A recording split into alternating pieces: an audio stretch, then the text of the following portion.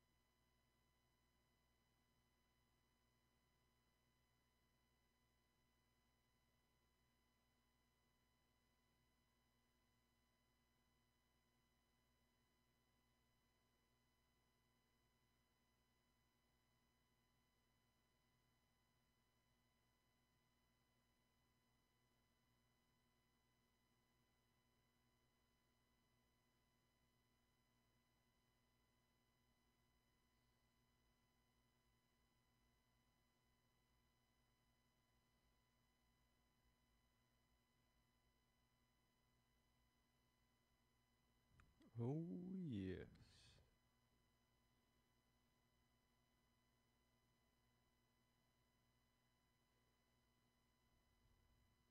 Uh-huh.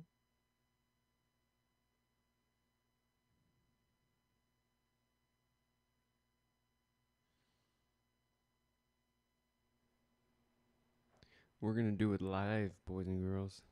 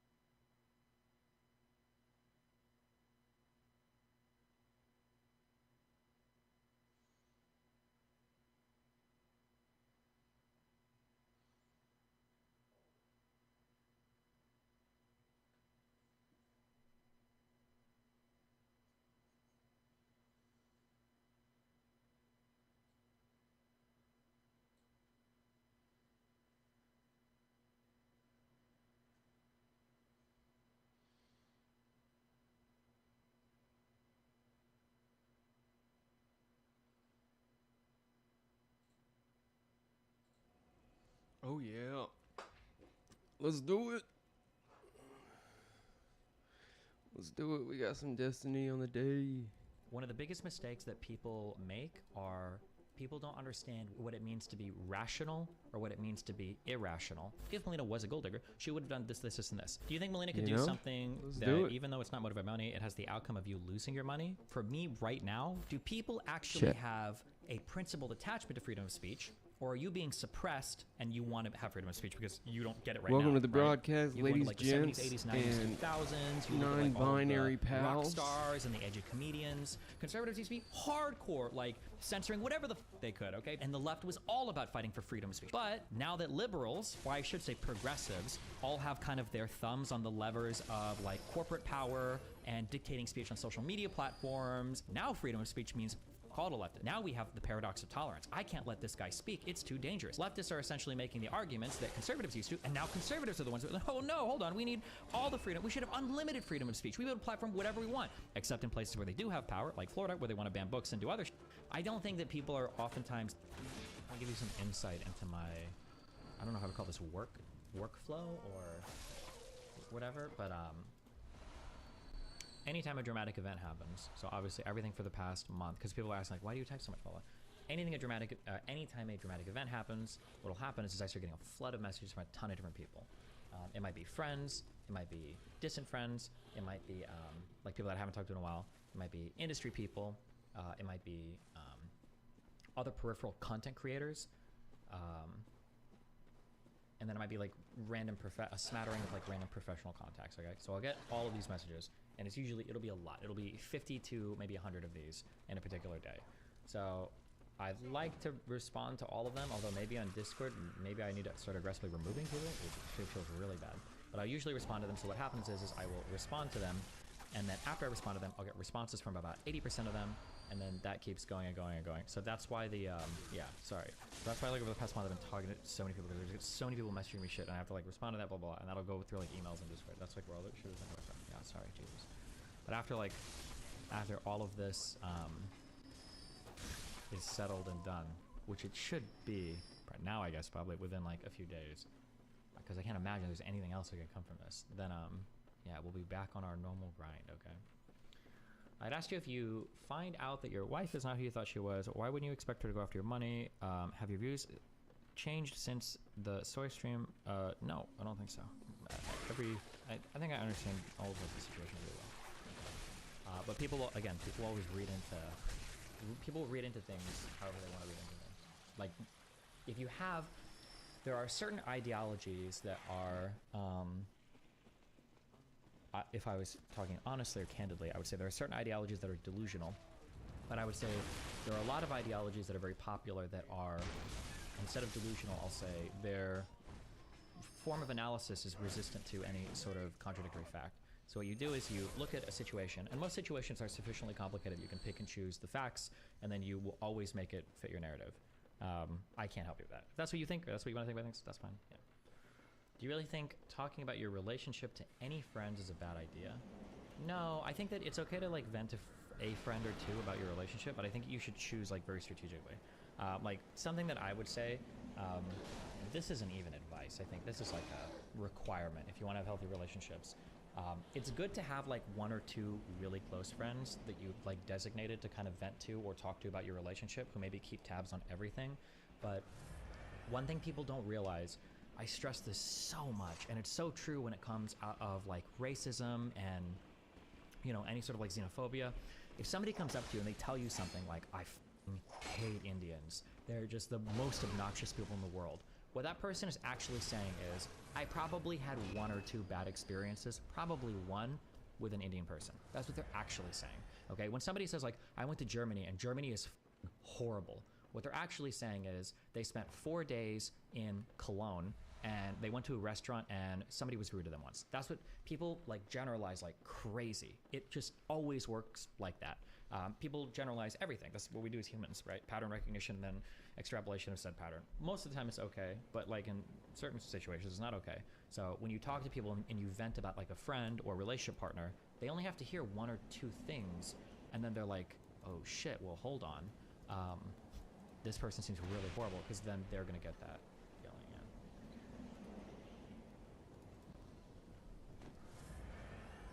When you write, your tone influences how readers respond.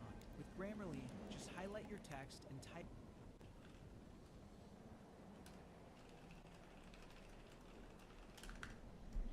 Is this a problem for pretty women? Like, can they have friends who just want to be friends? No, this is a problem for everybody. Everybody. This is like this isn't a monogamous, polyamorous. It's not a male, female, pretty, ugly. This is an everybody problem. I would say that like 2 big rules that everybody should have is 1, if you're gonna vent about your partner, just have like 1 or 2 people that you talk to. It can't be everybody. Probably shouldn't be family members, but like 1 or 2 people that you talk to. And 2, this is true of. I would say this is true of like poly or open relationships especially, but this is really true of, well, no, this is true of everything especially. I can make a good reason why this is true for everybody. Do not ever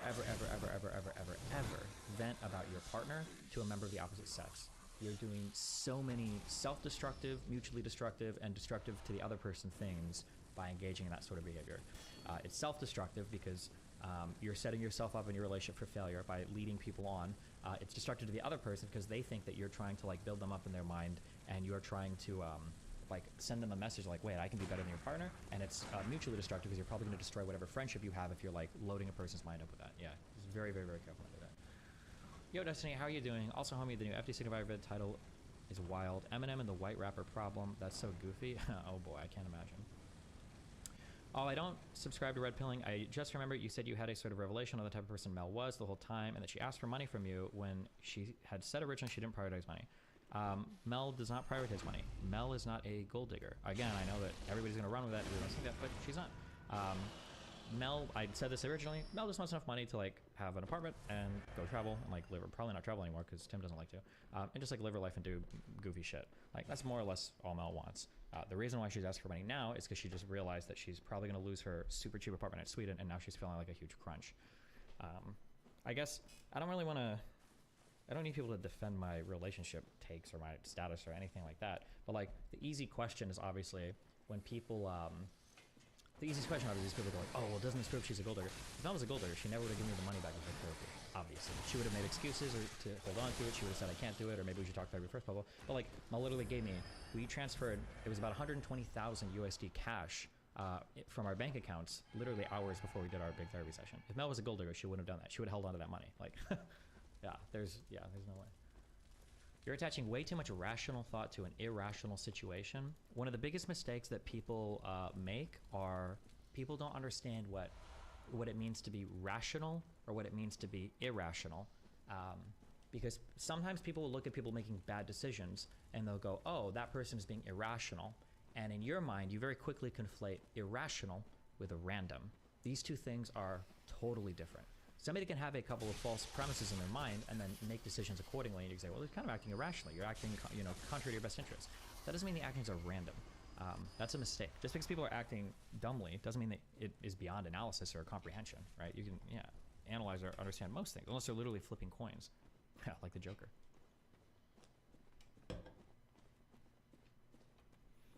Gold digger, nah. Clout chaser, maybe. Didn't she date a smaller content creator to you before? This time she has a pretty big TT following. Do you think she's chasing that? No. Melina, no.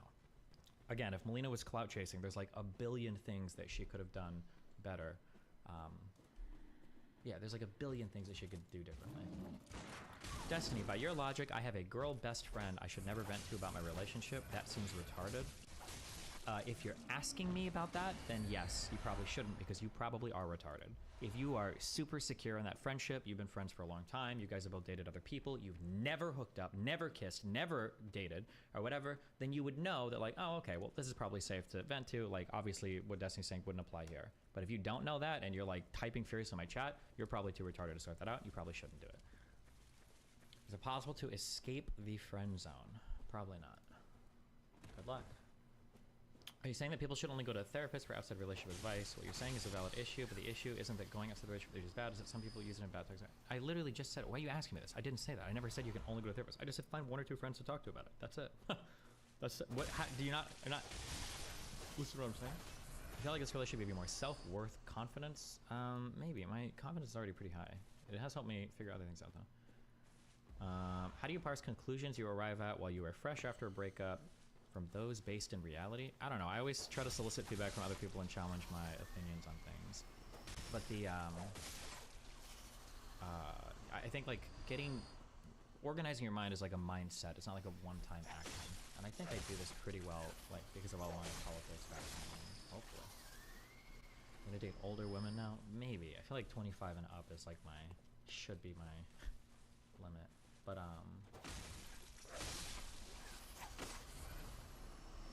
knows, you know? Maybe we'll try another 20-year-old. Fuck it. Why not?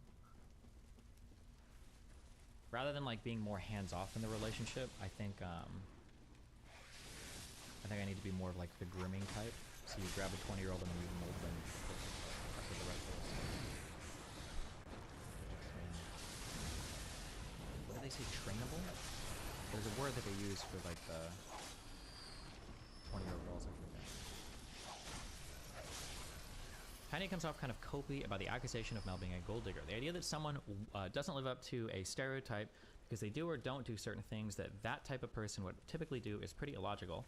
Ted Bundy isn't a serial killer because there's an opportunity for him to murder the mailman, but he didn't take it. Mel isn't a gold digger because there was one opportunity she had to extort me and she didn't take it.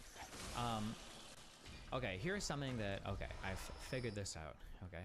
I'm just sharing with you my implementations of things into life, okay, that I think I should have done earlier, but now I'm doing this, okay? A lot of people have convinced me for a long time that I'm very emotionally retarded or that I approach things a certain way that's like a little bit emotionally dead or not fair to other people. I super disagree with that.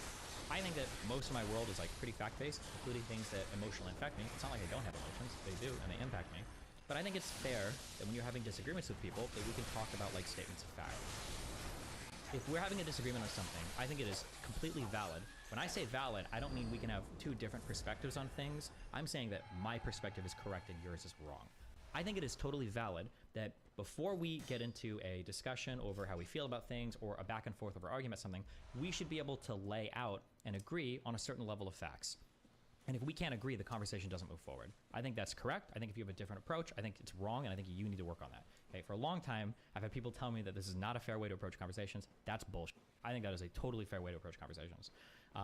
That being said, something I've noticed is that when I have disagreements with people, something that really mind for a long time is we'll disagree over a particular thing, and I'll say, well, okay, well, help me understand this, because you've done this, and this, and this, and this, and this. All of these are super consistent with the mind state that I'm ascribing to you. So can you tell me what I'm wrong about? And 9 times out of 10, and by that I mean 10 times out of 10, usually the response is for the other person to break down, throw a temper tantrum, say that I'm gaslighting them, or say that I'm denying their feelings. That's bull, okay? So I would say the same thing in this. Listen, if I say something, whether it's a personal analysis or relationship analysis or any type of political analysis, you think I'm incorrect? Okay, well then show me where. You have to lay out some like argument. You gotta give some fact. You gotta point to some behavior or some analysis that's wrong. A lot of people, I noticed the red pill people do this a lot. A lot of people say, oh, you're cope. What is your evidence for the cope? Like, I think I've laid out a pretty consistent argument, right? For instance, if Melina was a gold digger, why did she pay for some of her flights on her own? Why did she give me back $100,000 that she didn't have to? Why did she pay me back rent on this apartment when I told her she needed to?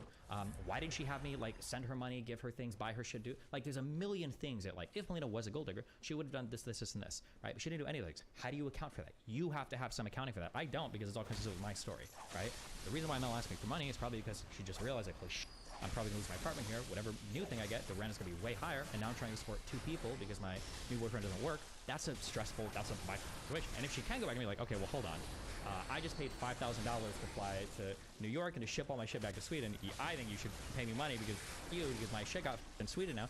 I can understand where she's coming from. Obviously, I completely disagree. But I think that my explanation for the mindset and everything, it's fully consistent with every single fact. Everything is accounted for.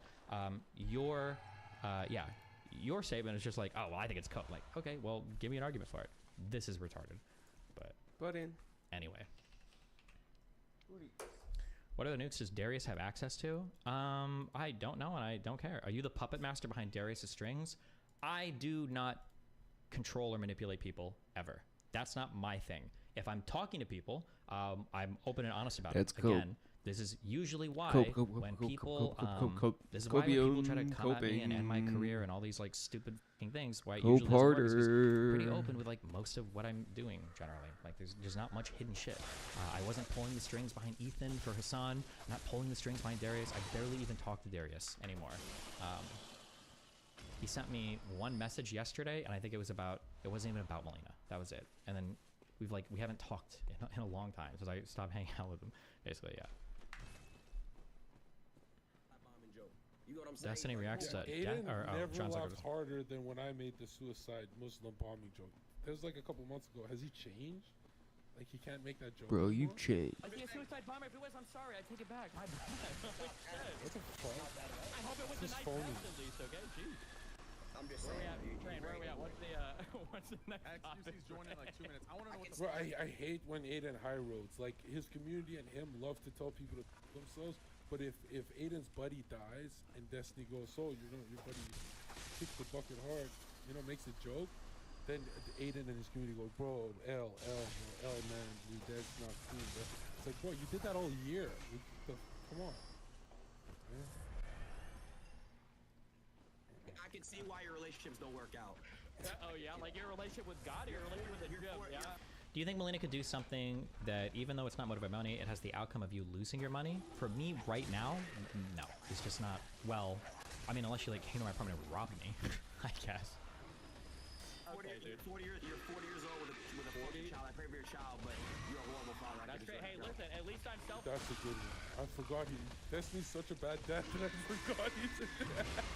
Except Zerka didn't forget this because he was literally screaming it with Zerka, or with Sneeko in that fucking car. Over and over and over again. I'm not thinking side. I'm actually on Steven's side. Aiden's a phony, bro. Mate, I didn't have to beg Andrew Tate for every single part of my career. I mean, I was rich before Tate. I'm sure you were rich, but it wasn't because of the shit that you did. I don't even get credit for your dad's business, dude. Okay? Brody.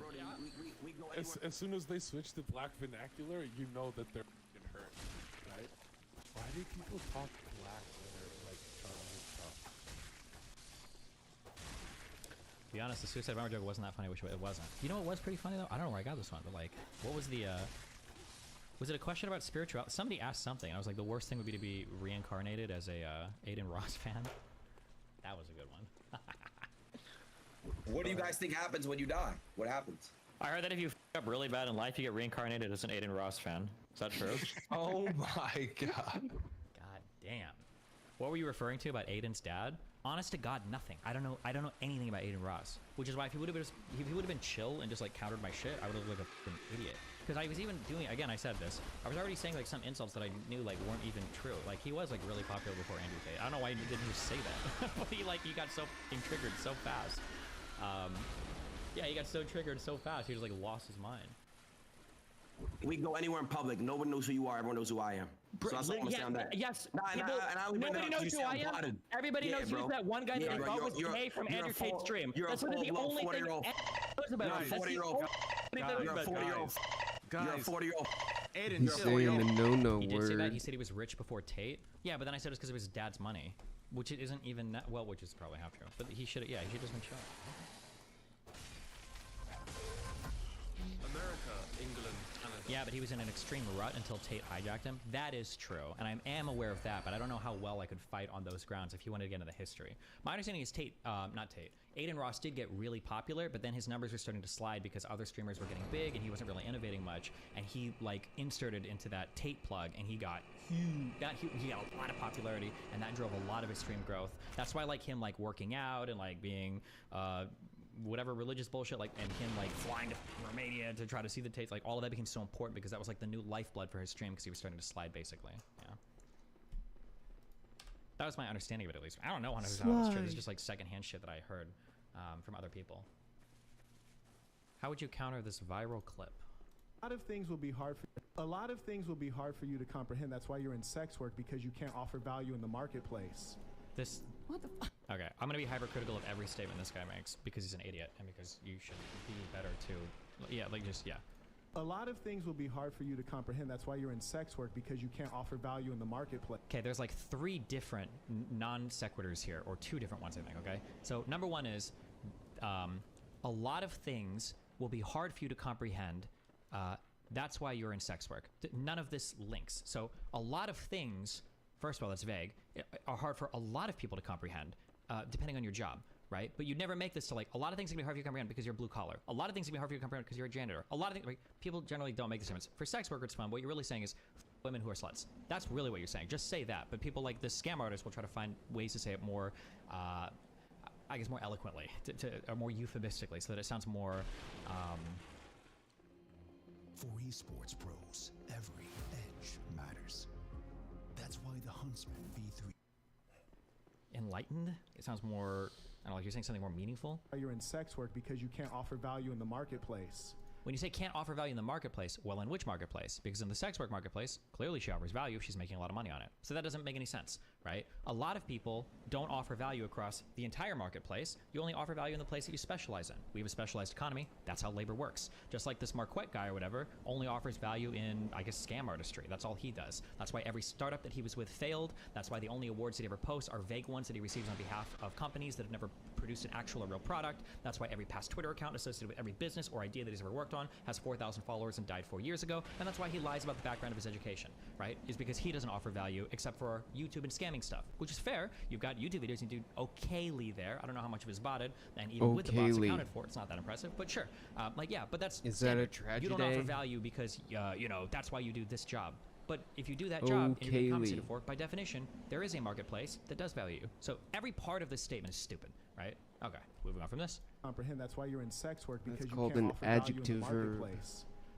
What the f- Don't worry, I'm not really talking to you. I'm speaking against you as a symbol. A symbol of what? A symbol of a declining society. And then always the vague, like, declining societies. Like, again, not to knock anybody, but bro, we're YouTubers. Like, why are you on this, like, we're on some, like, paleo, ultra trad, like, live in the wilderness survival types. Like, bro, you have a one button vest. Like, what are we even talking about here? Like, a declining society? Like, a declining society is a man who pays $1,000 so that he can rent a helicopter for a day in New Jersey so that he can pretend like he takes one to go shopping. Can't even find this video. This is such clown shit. Yeah, everything this guy talks about is like in the most broadest, vaguest sense, and then alluding back to these things like most really broadest. It's already like, superlative when you say this most. This woman being a sex worker is evidenced is evidence of a declining society. Hasn't prostitution existed literally since the advent of all economies? Like, is this not colloquially referred to as the oldest job? Like, what does that even mean? Was there a society without sex work? Was there a society without prostitutes? Was there a society where women, you know, didn't get paid for sex at some point? Like, it doesn't. Nothing he's saying has made sense so far. Okay, but let's keep going. Okay, wow, so profound. Where people lack values. So the point is this.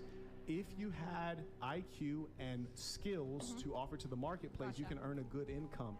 Being that the most valuable thing about you is something that you never earned. You didn't earn knowledge, you didn't earn skills. It's your breast that you paid for and your butthole. So you market your that butthole. to earn money, That which is to say, really if I took your brain and placed your brain into a man's body, you would be in poverty. Yeah, but I mean, poverty, like, you can take because all you brain have and is put a it in anybody's body, butthole. and if all other situations are similar, it's going to be, of course. Like yeah, it's just like so much. There's so much. Nothing is being said here that is profound or interesting. It's just stupid. Obviously, she must be doing something to make money because there's no shortage of decently attractive women that can go on OnlyFans or whatever. Not all of them make money doing it. If you want to make money doing it, usually you have to be something to set yourself apart. Now, I don't know what she does to set herself apart, but if she's making a decent amount of money, it's something. Yeah. I'm just good for nothing. Wetter than the wettest mark. That's why you have OnlyFans, and that's my point. Is that that's what you're good for? Yeah, and again, like, yeah, I don't know. Yo. Like, it's just stupid. If any of these are like mic drop moments to you, it's just ugh. Amaranth sees Destiny's point about why is Amaranth? What is she talking about? My life? Yeah, I think that's what about. Wow, Chain. What an amazing link. Thank you. I agree. Thank you so much for this. I think that's like all I want to say. Destiny, watch this. People that pretend not to see my point here are being delusional. You don't have to. I think that we all have an intuitive understanding of the fungibility of money. You might not be able to, might not know what the word fungibility means. You might not be able to express it in clear words, but I think all of us have an underlying understanding about the fungibility of money. I can express that this it can very change easily. value, and you if can I see somebody on the street or and that person is starving, gain it, and they're like, "Can you please buy me a cheeseburger?" and I give them $5 for a cheeseburger, that's fine. If I see somebody on the street starving, and they've got like a $20 bottle of liquor with them, I'm like, no, I'm not giving you money for food. And they're like, well, why not? And they're like, because I'm subsidizing your drug habit. Like, well, hold on. I'm not going to use your $5 for drugs. I'm gonna use your $5 for food and my $5 for drugs. It's totally different. Do you see? No, it's not different. Fungibility of money. If you're buying a thing and I'm giving you money, in a way, I'm essentially like, I'm kind of funding all the other things you're buying. That's how that works typically, you know. Yeah. I think we all understand. Yeah, money like, is not unique. Intuitively, It's exchangeable. Yeah. Therefore fungible. Destiny, sure, that's true, but saying that you pay for the apartment sounds way worse. True noise. I have never said that in my entire life. Point me the logs. I even say, this is why I hate, I don't know why I qualify myself. I know why I qualify. I'm sorry. There's always going to be one random retard that needs to be exterminated from reality. I'm sorry. It's funny because even in the chat logs, I think I explicitly state exactly what I'm talking about. And then some people are like, well, you said that you paid for the apartment. I don't think I ever said that ever. I don't think I ever said that. Oh yeah, my message in chat was, normally I don't care about money, but after realizing that she had let this jobless loser move into her apartment for free without telling me, I felt really annoyed paying anything for her because I was basically subsidizing this toxic loser. That's a pretty concise statement. Fuck you guys. And see, but from what I've experienced, when people start saying stuff like this, it's just copium because they're already like plot committed to the route that they've chosen. Now they're just trying to detach themselves and break away. So they'll get themselves hyped in an angry way. Is it plot committed or pot committed? Move on. Is that is plot committed a new just because she already has a term? new route and she's committed to it. Oh. Yeah, that's true. Wait, why am I watching this? Why are you linking me this? If people, this is really common, that when a person walks away from something and they didn't want to, remember cognitive dissonance, I'm leaving something that I don't want to leave. What can I do? Do I change my actions or do I change the way I view the thing? You change the way you view the thing, right? If you get banned, what's the first thing every guy says to a girl who curves them in DMs? I didn't like you anyway. You were ugly bitch. I'm glad you said no. I was playing a prank the whole time, right? That's always, you know, people will try to like emotionally re-encode their past experience with the thing to make it seem like it was like always bad or stupid or whatever, blah, blah, blah. Yeah. I have never heard that in real life. You might not have heard that example, but there's a lot of times in real life where people will say things like, oh yeah, I dumped that guy. That guy was an asshole. I never liked that dude. It was always a horrible person. This guy forever, blah, blah, blah. And it's like, why the f date this guy for 2 years? What do you mean he was always horrible? What the f are you talking about? People will do that, people do that a lot. Yeah, it's stupid. I went on a date this week and I felt the feminism leaving my body. I live on the east side of LA, and if you don't know what that means, it's sort of like the artsier part of LA, you know? It's people say it's like Brooklyn and New York. Like, so I go on dates with a lot of men and women who, you know, live over here. There's always a negotiation about who pays, and that's great. I like to pay for people, all that. But what I will say is that I sort of fell into going on a date with the most guy's guy I've ever been on a date with. And he's from West, you know, Santa Monica. He's a bro, right?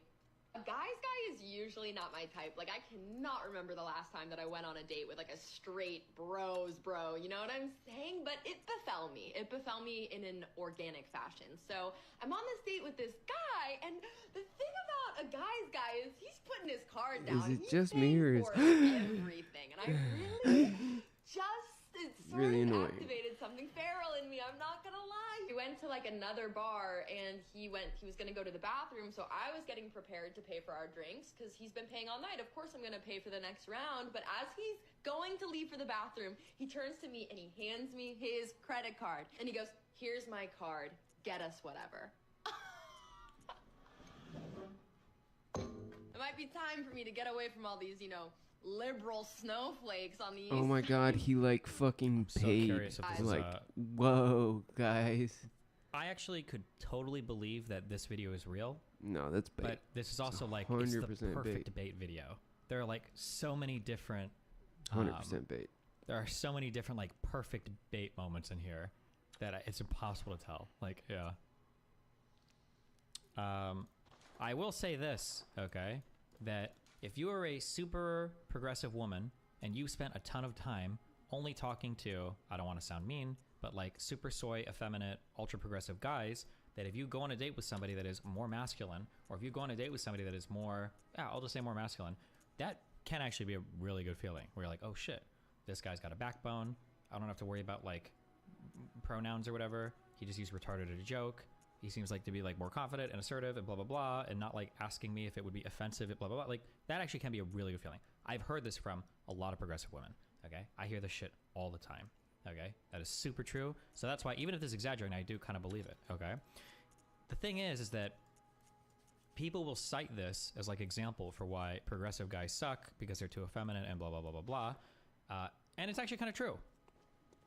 But what you don't see videos of is you can also run into conservative women that when they go on a date with a guy who's not an unbelievably schizoid, emotionally retarded man-child that has no concept of how to hold a conversation, how to not be completely self-centered, and how to be a little bit considerate of the person that they're hanging out with, that's also an addictive feeling.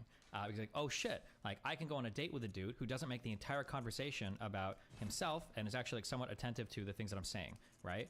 So this is always, there's always like, I've always said this when I go on these shows and no one believes me. I don't care if no one believes me or whatever. Having a healthy balance of masculine and feminine traits is really important because it helps you catch a whole wide variety of different people. It makes people are attracted to a healthy balance of masculine and feminine traits. If you take a super progressive girl who's only been with like effeminate soy boys and throw into a conservative dating pool, she'll like that for a while.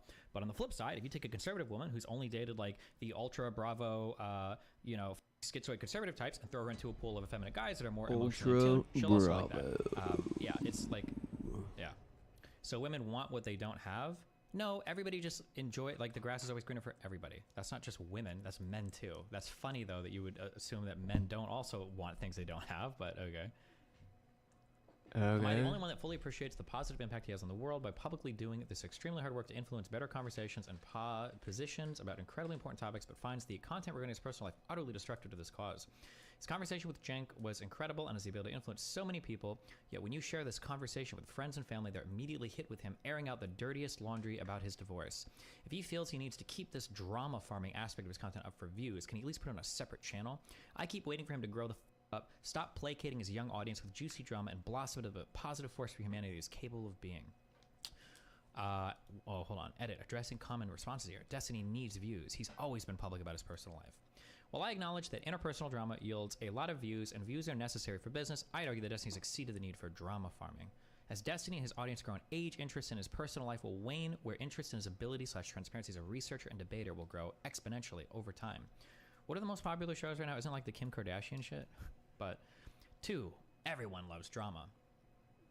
The biggest value I see in Destiny is what he offers that others do not, a good faith, reasoned approach to getting to the truth of an important matter. Our world is absolutely overflowing with drama, cynicism, and people exploiting bias confirmation. The value of someone publicly using their brain to both grapple with large problems and how to honestly approach solving large problems cannot be overstated, and that value will persist much longer.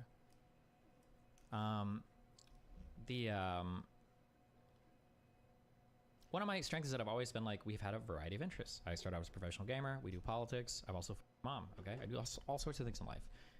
Sometimes I'm going to talk about things that you really hate. It might be we did a lot of mushrooms and now we're talking about mushrooms for a month. Or we're talking about ADHD medications and diagnoses for a month. It might be stuff having to do with my relationships that always are pretty public because the other people I'm dating are streamers or other blah, blah, blah, blah, blah. That might be the thing for a month. Because you have a very narrow view of what a person who talks about something looks like, I will never conform to that narrow view. And I don't give a I think intellectual topics are fun. I think it's fun to debate and research and be intelligent. I also think it's fun to tricks and do drugs. I'm okay with that. Fuck chicks. I'm okay with having all of these facets of my life being relatively open. And if you don't like it, or if you worry that if you share a video, somebody might see other things, then that's fine. I'm probably not the kind of creator for you. There's plenty of other people whose only lives exist online to show you like one sliver of who they are. Which, by the way, I'm not even insulting that. That's fine too. You could do that. You know, nobody knows what Ben Shapiro's personal life looks like, or what video games or movies he enjoys the most, because he doesn't talk about it. That's not as much as what he shares. But that's fine. But I don't know why you would watch me if that's the thing that you if that like super triggers you, because a lot of my content has been like bombastically outside of just very narrow political debate research stuff. But criticism makes Destiny very mad. True. Actually, one thing I wanted to talk to you about was I actually saw a psychiatrist because of what you're when you were on Dr. K, and you had discussed with him like kind of your feeling of that I should have been able to like fix all these things and therefore I don't really need medication. It kind of resonated kind of what I was with, and I ended up talking to my family about it. Ended up finding out that I do have ADHD and that I've just been kind of coping with it because no one noticed because I never ever asked for help for anything. So the psychiatrist was like, well, why didn't anyone notice any of these problems? And it's because they never became a problem. I had a way of dealing with it, and that I never asked for help for like homework or anything like that, and so I just did everything on my own. Okay. And then once I took it, I found that immediately people were able to understand me a lot better, and that like it felt like I wish I had done this like years before. And I'm just like, yeah, so I do appreciate that talk you had with him because it kind of resonated with me and helped me out, especially in terms of it assists a lot with work, basically being able to get stuff done. Wait, oh well, good for you for getting through law school and being a lawyer and all that without. Yeah. I mean, I mostly got by on just being clever. I never really studied until the bar. So, good job. Which is apparently not normal. I didn't know. I thought most people did that. Kitties. I assume. I mean, I really like studying. I didn't know meant actually sitting down and like for hours on end and looking at something. I thought it meant kind of like, you know, skimming things occasionally. Buddying. Everybody say hi to Buddy. I never really studied with Buddy. other people, so I guess I never just. In TV, it's just a montage. How the hell was I supposed to know? Yeah, true. Not corny at all, bro. Anything else, or? No. Yeah, no. Well, I guess just that, and then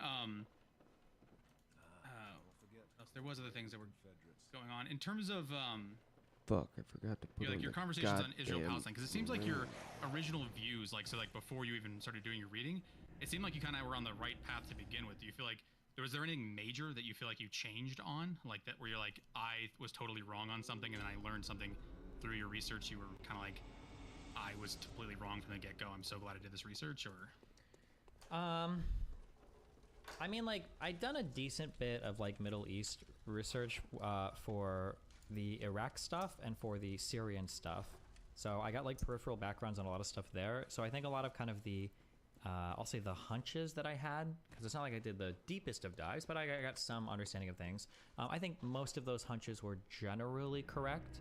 There were a couple of big things that I had huge misunderstandings about, but they just kind of moved me further and further on like a pro-Zionist direction. So I don't know what, I mean, it's not like, I don't know what value that was or whatever. Like, for instance, I'd always thought that Israel had always existed with massively heavy support from Britain and from the United States. I didn't know that that didn't come until way later.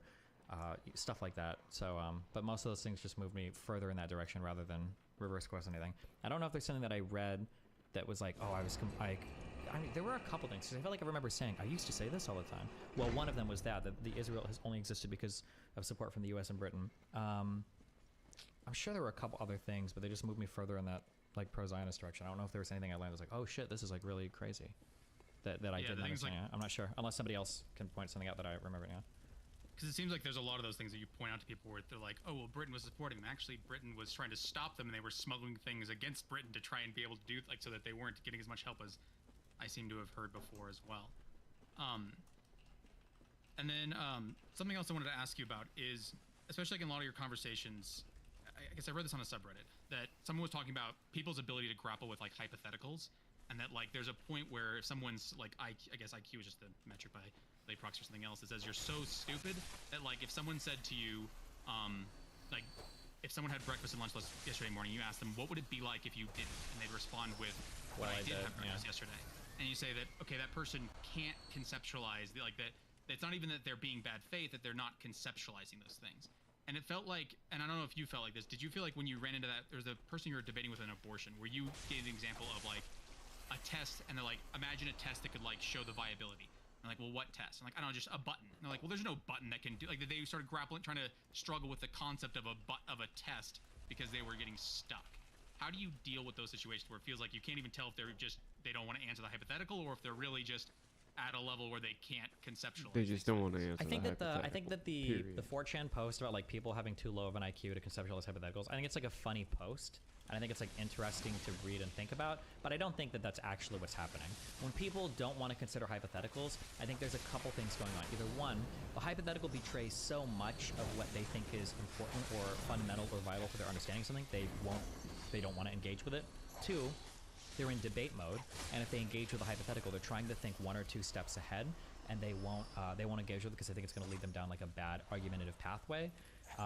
Or three, they're fixated on some part of some part of the example that is so not what you're fixated on that they think that your hypothetical is completely different, right? It would be like if somebody says, let's say that John walked into my house and stole from me, you agree that that would be bad, just like when Jane shot Bruce or whatever, right? And maybe you're just trying to make an argument of like, well, these people are doing crimes unprovoked, it's not good, but the other person is like fixated on like the gender of the perpetrator, and they're just like, your example doesn't even make sense, it doesn't fit, because you guys aren't connecting on what you're trying to illustrate with an example or an analogy. It could be that some people are actually just retarded, But there have been a couple of things that I've done Could be. where people seem to be a lot more intelligent than I thought. Like, I think this has happened a couple times to me, where for a while, I was under the impression that if I challenge somebody to a bet about a thing, that they're going to run away because they know that they don't have the adequate information to substantiate a point. So here's what I thought. Somebody's going to say something like, Trump is winning the next presidential election 99%. And I might say like, oh, 99%. Will you give me 50 to 1 odds? Will you give me 50 to 1 odds then on a bet? Or even 2 to 1 odds on a bet? If you think it's 90%, 99%, if you think it's that high, can you give me like 2 to 1 odds on a bet then? We'll do it, right? Here's what I expected people to say, okay? What I expected people to say is, no, fuck you. I don't need to bet to prove my point, and just walk away. But that's not what people say. What instead people say is they go like, well, hold on. If we're gonna bet on it, well, Trump could get sick and die. He might lose some of his cases. Maybe there's more stuff that we haven't heard about yet. Not only does their opinion moderate and they become more reasonable, but I actually find out you actually had all the facts and information in your head. You just, for whatever reason, weren't applying it. That was really shocking to me. So, yeah, I don't know. When people can't engage in hypotheticals, I don't think it's because they're so stupid that they can't. I think they're just like in debate brain mode and they're not able to engage in the hypothetical because of that. Not because they're like stupid. That's my feeling, but I could be wrong. Somebody posted a quote by an old philosopher who stole my betting take. He must have had a time machine. I don't know if it was, I don't think it was Hume. It might have been Nishi or something.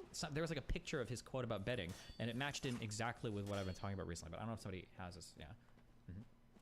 When one other thing that I'm just curious your thoughts on, because you've been hit, like where I think it was like MOC made some hypothetical about like what if child pornography in some way could be useful and like, but like created a ridiculous hypothetical, and then when you respond to it, even if you like you just go I can engage with it, people will like take it in bad faith. So like if I asked you like if injecting lava into someone who had cancer would cure their cancer and wouldn't actually harm them, would you think we should inject people with lava who have cancer? Yeah. I would suspect the answer would be yes, but then then people would run with that and go, he thinks lava cures cancer. And you're like, yeah. I never said it's that. Just, it's like, frustrating. So, I don't, for people, the problem is when you deal with people like that, there are other things at play that don't have anything to do with a person's intelligence. Remember, one of the things that I said that I believe more and more strongly every day is people's political beliefs and social beliefs are often dictated by the social groups that they're in. So when they're analyzing political or social beliefs, they're thinking about adherence to the social group first. So if the answer is like Destiny bad and they see a clip from me, they're going to analyze it as Destiny bad. Or if they're like a content creator, they're going to give the Destiny bad take so that everybody else can say Destiny bad, and that's like the extent of their analysis. That's literally it. There's not like a breakdown in intelligence here, because if they were to look at any of the original clips, like, okay, yeah, it's pretty obvious what he's saying here, but they don't, because they're not trying to like critically analyze or run it through some deductive or inductive logical process. They're just like, what does my social group demand of me? How can I look at this in a way that conforms with those views? And then you give that take and that's it. It's basically just that. Yeah. When you're talking to people like that, if you're in the real world, how do you talk to someone like that? So if you hear someone like basically feel like they're just kind of giving the takes, but they're trying to have a conversation, they seem to act like they're having a conversation with you about the topic, but it feels like that's what's happening. Would you respond in those situations? I mean, it depends on where the person is. I appeal back to that one paper that talked about the difference between like echo chambers versus epistemic bubbles. If a person is in an epistemic bubble and they just haven't seen anything, usually if you show them new information, they're really receptive to change, and they'll probably change over time, right? Because they're in a bubble where they just don't see much. They just don't see much of the other information. That's why for a lot of like Vosh and Hassan fans, when they see my content, they're like, oh, this guy actually seems more chill than I thought, and it's like over like that. Like it breaks the illusion immediately. For people that are stuck in echo chambers, the way that this particular author defined an echo chamber was echo chambers don't just have epistemic bubbles where you only get information from a couple sources. They also work to actively discredit all outside sources. There's a huge phenomenon of people that are Trump fans. It's not just enough to say that you believe Trump. You also, to have adherence to that social group, you also have to say, not only do I trust Trump, I don't trust Big Pharma. I don't trust Fauci. I don't trust all these government organizations. I don't trust academia. I don't trust the media. I don't trust, right? When you run into those people, that's like the billion-dollar question. Everybody wants to know, how do you change their mind? But nobody does. That's a really, really, really hard solution. That, yeah, no, I don't think anybody, yeah, you can, but it's like a multifaceted approach of like friends and social circles and information involved. There's like a ton of different things you have to do. Yeah, that's really difficult. But part of it is, I guess, it feels almost normal that I guess for normal for a human that if you're that deep into things, so like imagine you're a flat earther. Like if you're that deep in it, even if you can give them a contradiction in their beliefs, they're not going to immediately change their minds, but you wouldn't expect them to, in the same sense that even if you don't know anything about, so you believe the earth is round, but you really haven't done any research into it, and someone gives you a contradiction, you shouldn't immediately believe that something's wrong. You should believe that you're missing information that would prove, like, you're like, no, I'm pretty sure I have enough things to still say I'm right. That one thing's a contradiction that I don't understand, so clearly there must be something I'm just not understanding. Like, so they'll maintain their belief. You kind of need to build those up, I guess. Like, you need to have enough contradictions that might change their mind or something. I don't know. A little bit. So remember, to resolve cognitive dissonances, you either change what you believe or you misrepresent the other side, or try to find a way to dismiss the thing that causes the contradiction, right? Those are the two ways to do it. So you either update your beliefs accordingly to become correct, or you find a reason why the other person criticizing you is wrong, and then you don't have the dissonance anymore. The problem is there's this oft-repeated quote of you can't reason somebody out of a belief that they didn't reason themselves into. If we go back to my model of people typically pick beliefs because of adherence to like social circles and whatnot, if you take somebody who has a certain belief and that belief wasn't something that they arrived at reasonably, but it's kind of like in this weird way tied into every other belief they have, that one belief can probably never be changed. It can't be, because that individual belief was not reasoned into. That belief became packaged with 50 million other things. Like, I'll bully Trump people more. When we talk about something like the COVID vaccines, okay, there's not a single anti-vax or vax skeptical Trump person that did a whole bunch of research and was like, you know what? I'm not too sure about the experimental vaccines. Nobody got there that way. They inherited that belief as part of a huge set of other beliefs that are all self-reinforcing. But the problem with getting a packaged set of beliefs like that is if you question or take away one of them, everything falls apart. So you often can't do that. So for instance, if I were to say like, okay, well, hold on, let's talk about this vaccine stuff. How do you explain all of the academic institutions? Well, obviously they're bought and paid for by big pharma. They're compromised. Okay, well, how do you explain pharmaceutical companies competing with one another? Well, all of them get regulated by the FDA and they're compromised. Okay, well, how do you explain like all the other countries in the world agreeing with them? Well, the World Economic Forum and Klaus Schwab, they actually control all those governments, so they're compromised. So there is no actual source of epistemic truth outside of the echo chamber they live in that you can appeal to, and that protects every single belief. Because remember, if they concede on a single one of these, that maybe Ukraine does have a right to defend itself, maybe maybe it is worth getting vaccinated for COVID. Maybe all the bullshit medications like hydroxychloroquine, ivermectin, maybe that was all bullshit. If they concede on any of these, they have to find a different source of epistemic truth, or they have to start applying a critical thought process that they haven't applied for any of their other beliefs, and everything just like completely falls apart. I'm bullying Trump people, but a lot of this might be similar with like really far left progressive people when you talk about like anything related to like oppressor-oppressee dynamics, or any of those huge academic understandings of like racism or violence, that when you start to knock down one or two of these things, everything else would also collapse in on itself, because they're all like packaged belief systems, you know? Yeah, but no, I mean, by all means, bully conservatives. As I guess I would still consider myself conservative. I love when you shit on them endlessly. Yeah, but I know, but also my YouTube chat and everybody else will revolt against me, so. Yeah. But do you ever worry that you have it? Like, so I guess I guess more of a worry I have, and we're saying, like, I'm always worried that I'm completely wrong about something. Like, that I don't want to ever feel self-righteous about something where I feel like I could get, but for all how would you ever know if you are? Because the people who do that don't think they're doing that, right? Yeah, of course. So I think the important thing is to check, like, do you have systems in place that don't protect you from falling down, like, bullshit holes?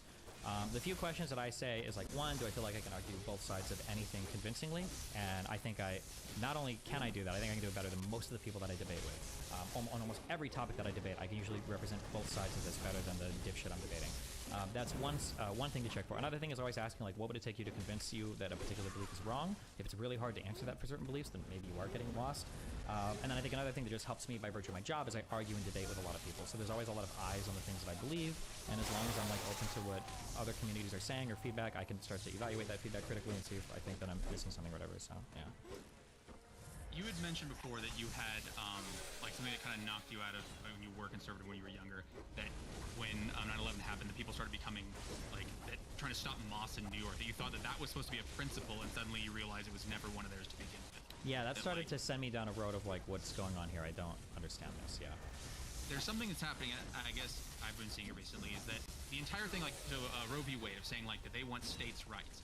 But as soon as now there's states that once Roe v. Wade was overturned are trying to almost make it illegal to get to other states to even get to, like they're trying to like pass laws in other states. You're like I thought that was like, because to me, I guess I personally am a big fan, love state sovereignty, and it seems like you're doing the like horrific, like the exact opposite of it. Like you're trying to functionally trap your citizens in your own state and pass laws in other states to try and, I'm like, isn't that supposed to be against a pretty fundamental principle that you've been saying for the past like ever since Roe v. Wade? And so, and I don't understand. I don't know. There's times I work because I grew up in some place very liberal, and I wonder if I grew up someplace that seems more a little conservative, counterintuitive. more like, or would I identify that way? Is it just because I'm worried more about the problems from the, like that? Because I don't consider my, like I would say I'm not. I took the vaccine. I don't think the election was fake. I'm fine with Trump going to prison. I don't have any like. I don't think and so there's enough things that I'm like, okay, but I guess I question sometimes why I am. But no, but that's not important. But yeah, I think that again with that, and again this kind of sucks. But I think when it comes to principles, I think a lot of those unfortunately are backwards reasoned as well, where you have a particular set of things that you believe in, and then you go and you kind of try to retrofit principles that are working with those things and help you in the future. But that's about as far as that goes. The principles aren't real; they're just real insofar as if I've missed anything in the Forbidden Woods, because goddamn, I hate that area. Really good example of this is hold on, in the Omni chat. Wait,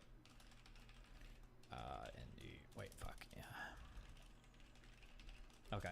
A really good example of this is freedom of speech. If you go back to like the Stonewall riots, or you go into like the 70s, 80s, 90s, 2000s, you look at like all of the rock stars and the edgy comedians, the left was a huge proponent of freedom of speech, right? But now the question you have to ask yourself, and it's really difficult to answer this, is do people actually have a principled attachment to freedom of speech, or are you being suppressed and you want to have freedom of speech because you don't get it right now, right?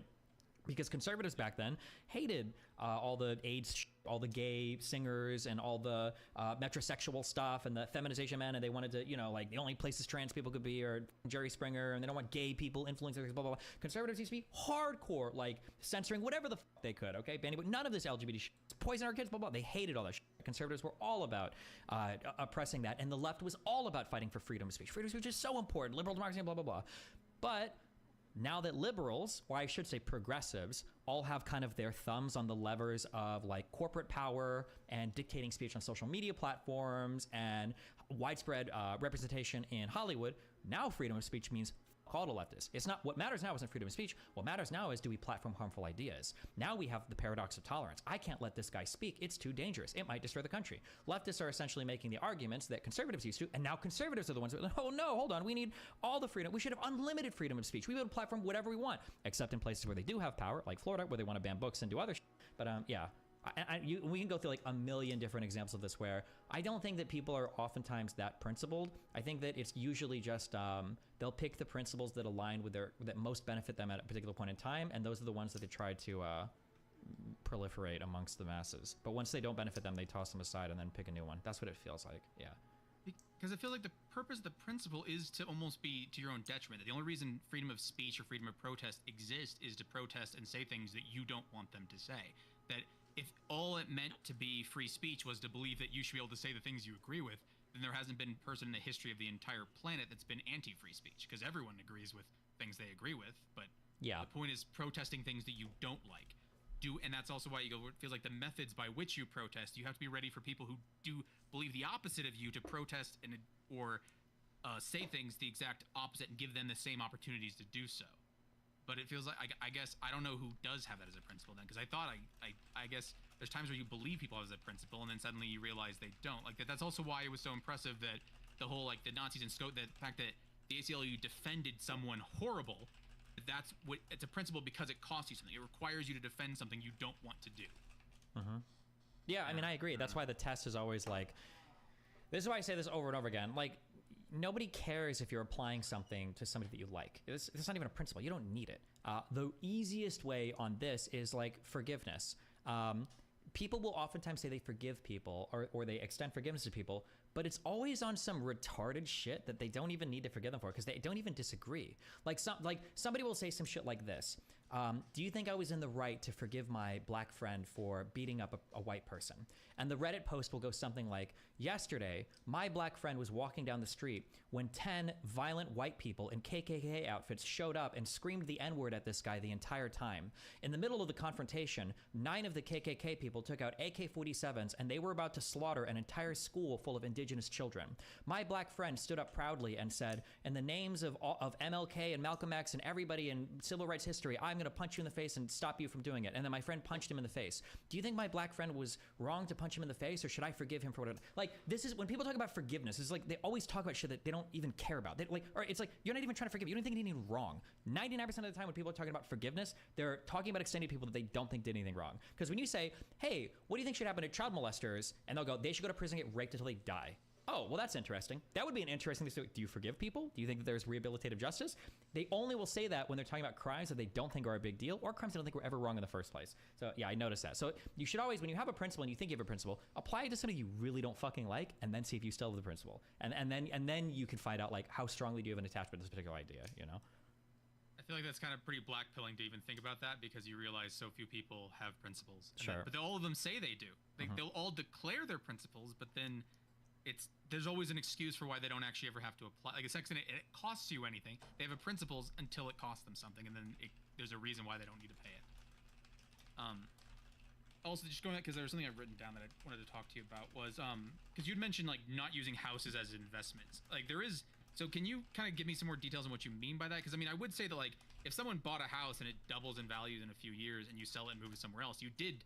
I mean, it was in that sense an investment, would it? I mean, it wouldn't be something you should like. You wouldn't say I invested in property, but you did make money. Like you doubled your money, you know? The reason why I don't like treating houses as investments, there's several reasons for this. One is because there's so many reasons for this. Where to start? So one is that the easy ones are it's highly illiquid, so it's hard to pull money out of it sometimes, depending on what the markets are like. Number one. Number two is it is highly undiversified. Okay, meaning that if the majority of your wealth is tied up in a home, it would be similar to buying like one asset class or one stock or whatever, to where a market swing in a particular direction can have an undue burden on your portfolio because you're not diversified against risk. So if the housing market in your particular area collapses, you're fucked, or a big fire in the neighborhood or whatever. 2, 3 is that it's weird to talk about assets that also have costs associated with them. Like I bought a house, it's an investment, but also I just had to buy a $20,000 roof. I had to pay $15,000 for a new AC. I had to do $20,000 worth of landscaping for the back garden. We had foundation issues, right? It's very rare that you're paying like huge fees or upkeep on things like mutual funds or even individual stocks, right? You might pay like management fees as a percentage of portfolio or whatever, but or fees for transactions. But yeah, that's everything. 1, 2, 3. 4 is that oftentimes like. Well, 4 is that the primary purpose of a house is not an investment. It's a place to live in, which people also miss. It's not just a stock or something. You're living there. That's the primary purpose of it. Another thing is that oftentimes other investments can beat housing, especially if you move like after a couple years, right? Like rather than buying a house, you could rent an apartment, take the difference, the money that you would spend on the house, and just throw it in an investment account. And when you want to move in 2 years, you don't have to resell a house and do closing costs. You have the extra money sitting in an investment account, etc. Like these are all the reasons that like, yeah, I just don't think.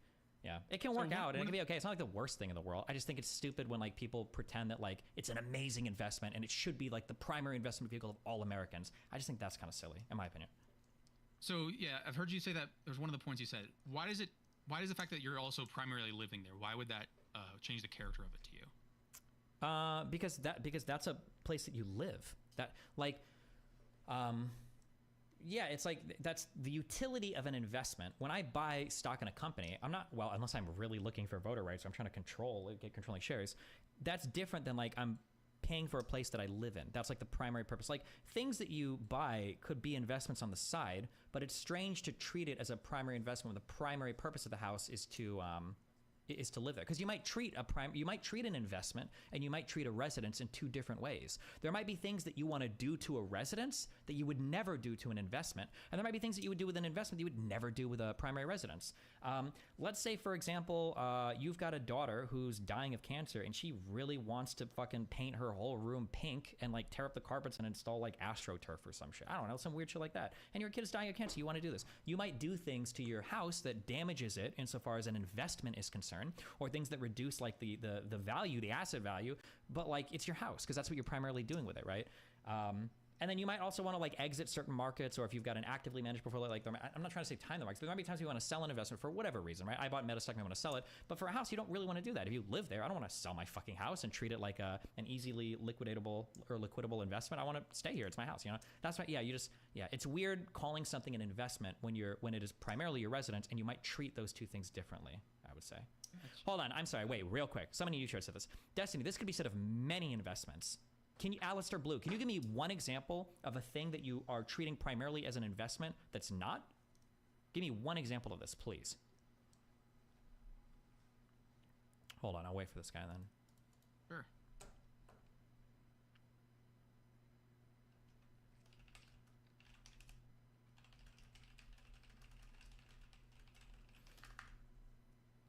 Or actually, fuck it, you can say the next thing. Yeah. Yeah. So, because there's something that's, I guess you had responded to someone in the chat. An attitude I had when I was a teenager was that, why would I pay rent? Isn't that just going in a hole versus a mortgage, which is going towards something? And then when I had to rent, because I was in someplace too expensive to buy, my older brother bought a house, I realized the sheer number of expenses he had, that even things like you're paying interest on your house, you have, and I go, when anything broke in my apartment, I just called someone and they fixed it. Nothing, like I didn't do crap. Everything was taken care of for me, and that I didn't have to pay, there's no property taxes. There's no, like, the sheer number of just outflows that you don't have to calculate up and say, I don't even know if he's getting anything out of this, because how much of you, the money you would only be going towards principal would actually be the money, I guess, that's not going in a hole, but the sheer number of holes that are associated to a house that I don't have to deal with an apartment. True. And that those are downsides of owning a house. I will say though, there's also flip sides to owning a house too. Like there are pros and cons. People just need to diversify their like portfolio appropriately and make sure that they're weighting these appropriately and not putting their eggs in one basket. Like for instance, if the cost of housing goes up and you're a homeowner, well, that's great for you. You're benefiting now. And if mortgage rates rise and you're a homeowner, that's great for you. If you locked in a low rate, like all of these things are helping you. But if you're a renter, well, now you're getting fucked because now the underlying asset that you live in is increasing in cost. You don't. Or increasing in value, you don't get to gain from that. You actually lose from that because now your landlord could charge you more rent. So now you're getting fucked where a homeowner might be getting value, right? So yeah, there's like pros and cons to both, but sure, yeah. Yeah, I crossed it. Like, I remember seeing the lines like when I crossed in rent where his mortgage was, and so suddenly there's a point where it goes, if you're locked in there, suddenly as that number for rent rises, then. But it also the ability to move. That I don't know, at least for me, the ability to move to a new job where it goes, if at any point I can just say, yeah, I'm done. Like I see a job I like in another city, I can leave at any time. I considered buying a house at one point. I'm like, it seems like a pain in the ass to suddenly have that much money tied up in an asset that I now have to leave. They go that you really need to feel like you're stuck, that you can stay there and be stuck there because you kind of are. That if you can't, it's because it's gonna be harder to pay a mortgage and rent if you have to move at some point. And I found the ability for me to move was something that was a primary reason for why, especially when I'm younger, that you want to be able to. Unless you really want to be stuck there, or you really have enough money to do both, I was like the amount of cost it would have to a house, or even just to get out of a house and into an apartment again, versus an apartment where it's like, as soon as I felt like leaving, I left. I was just like, yeah, I'm done here. Like, it's like my lease is over and I'm gone in 3 days, you know? Like, yeah, I kind of agree. I think that, I think that like is a ground rule at the very least. Like before we get into any conversation, the first question is, are you pretty sure you're going to live here for at least 5 years? If the answer is no, then you're renting. Anything else is stupid at that point. Yeah. Unless it's paid off, I guess. But and then some of the, because you've been watching those the auditor video, and there's something that he mentioned that he keeps saying to each person that's like trying to drive me up a wall. Oh wait, before we get into this, I'm sorry, let me just respond to a couple because people are saying random things. Okay. Somebody said, well, Destiny, you mentioned poor diversification and poor liquidity. This can be true of any investment property, even bonds. I don't know what the purpose of that comment is. If somebody was investing all of their money into a stock. When you write, your tone influences how readers respond. With Grammarly, just highlight your text and type how you... Or into, don't bonds pay you every month or year? Am I wrong on that? I thought bonds pay dividends. They do. They pay you out and then like it balloons. Yeah, let's say we're talking about like CDs or other types of like locked investments where you can't access the money, maybe like 401ks or IRAs or whatever, that you can't get the money out without a penalty, right? I would make all the same criticisms of those assets as well. Like if somebody was like, oh, Destiny was so right about houses, I didn't do any of this, and instead I invested $500,000 into MetaStock, my criticisms would be almost exactly the same. I would say you have no diversification. You are heavily overexposed in tech, and you're heavily exposed to one company in tech. So if one bad thing happens to any of these things, you're going to get completely fucked. Yeah, I would make the exact same criticism of that person as well. Yeah, usually when I'm making these criticisms of lack of diversity, I'm probably going to be pointing you towards like diverse instruments like mutual funds or ETFs or other broad, boring investments. Like that's always going to be the alternative, of course, right? Okay. Is it potential that they don't know what it means to diversify? Do you want to say why? Like that what guy, do you mean by diversification? that guy knows what he means. He's just he's trying to actually me. When you talk about diversification, you're talking about owning things in asset classes that are spread across sufficiently different sectors of the economy, such that if parts of the economy get hit, you're not overexposed to losses or gains. So let's say, for instance, I invest in 30 different companies, and every single one of those companies is in fossil fuels. Let's say tomorrow China comes out with the new solar panel that can power the whole fucking world.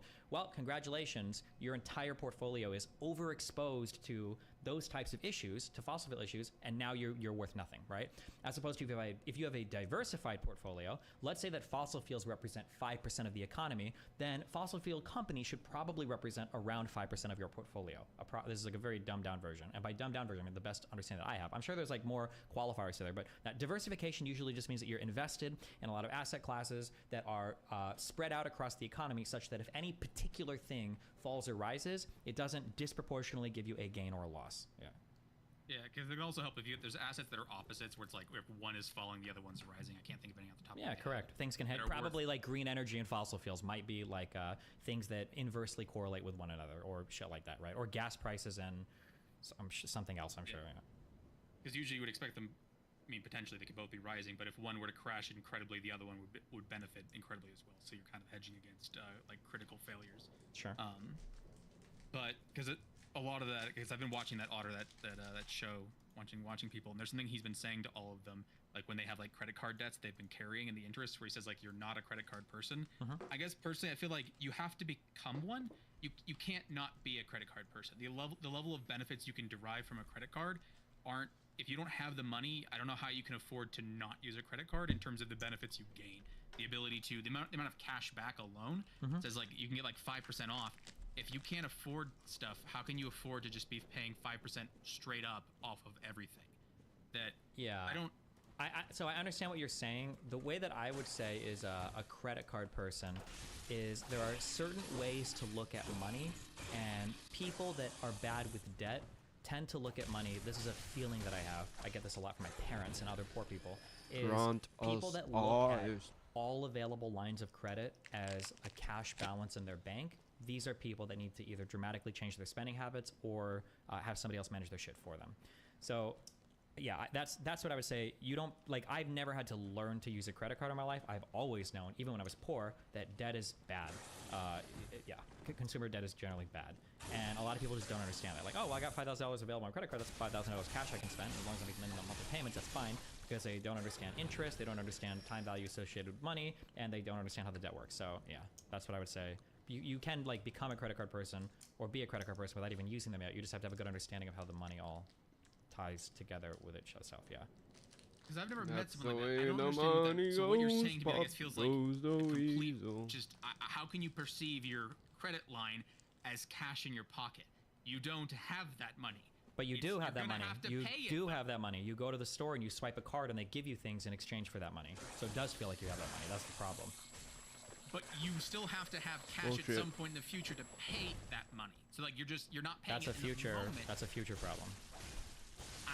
That hurts my brain. That like I've never seen I've never had my credit cards off of auto payments where they auto pay at the end of the month, and I just have it like auto give me cash for my cash back. Yeah, a lot of people do that. My uncle I think my uncle, by the time he died, I think he was showing, I want to say it was on like $20,000 of income, because he did most of his work off books, building shit for people.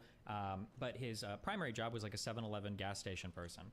So I'm pretty sure his final tax returns, I think his 1040s were showing like around $20,000 of income. He had around $25,000 of credit card debt. I didn't even know how that was possible. I offered to like sort through his finances once to help him out, and he brought with me like the book where he'd written down like everything that he owed, and some of these cards had like $5,000 or $10,000 available on there. Like these cards at that point in my life, I hadn't asked for an increase on my balances, but he had like more credit available to him than I did. I was making like 5 times, 10 times as much money as him, and I'm like, how the fuck does this even work? And he said that, like, well, anytime I can't use a credit card because it gets declined, usually what I do is I go home and I call the credit card company and I say, hey, can you increase the credit limit available on the card? And as long as he'd been making the minimum monthly payments, they'd increase the credit limit. Sometimes they double it. And that's how he would just keep building more and more and more and more debt.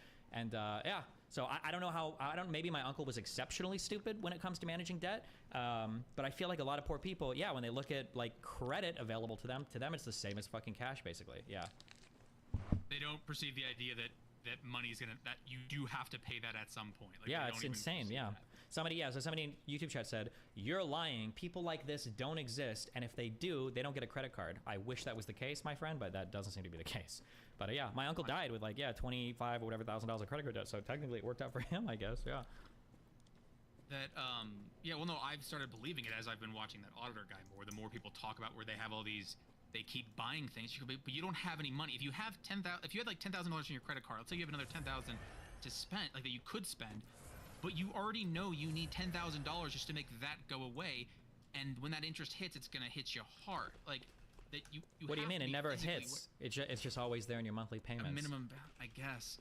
That's something I was talking to my dad about. He's trying to explain to me the same thing, where he says that people who view like monthly payments, that they when they say like, yeah, I think this can work, they're talking about, they just see it as a monthly cost. They don't view it as an actual number beyond that. So it's like, yep, will this car work for our budget? And you're like, no, it's a $30,000, $40,000 car. But they're like, well, no, but the guy says we can get it for $300 a month. And all you think about is that $300 a month, not in.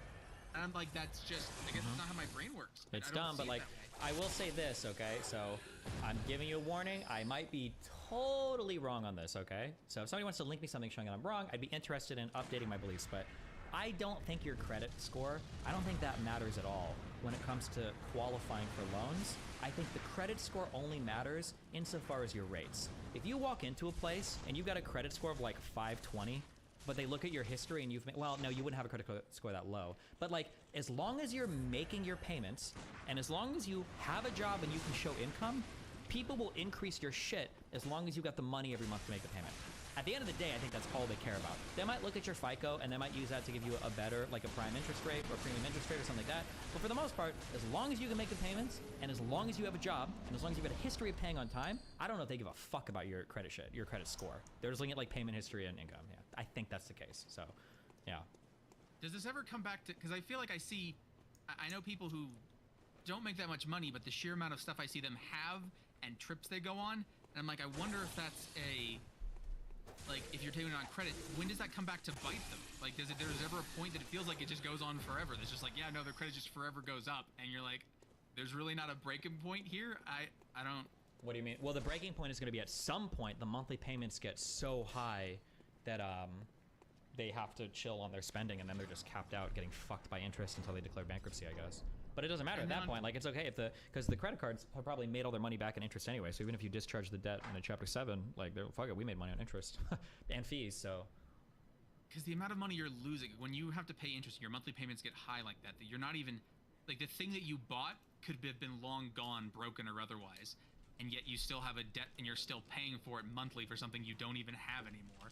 And like, when it cuts a point, is there not a point where it starts to like stress someone that says like, wow, I'm paying $1,000 for months for things I don't even have? Like, the problem is credit does, like, credit is like health, and credit cards and debt are like yummy foods.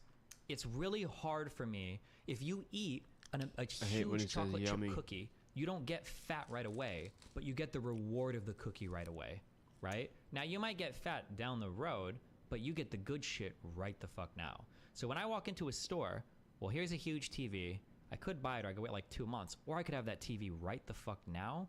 Not only do I get to buy the TV now because of credit, there might even be promotional shit. First 2 months, no payment, or 12 months, same as cash, 0% APR.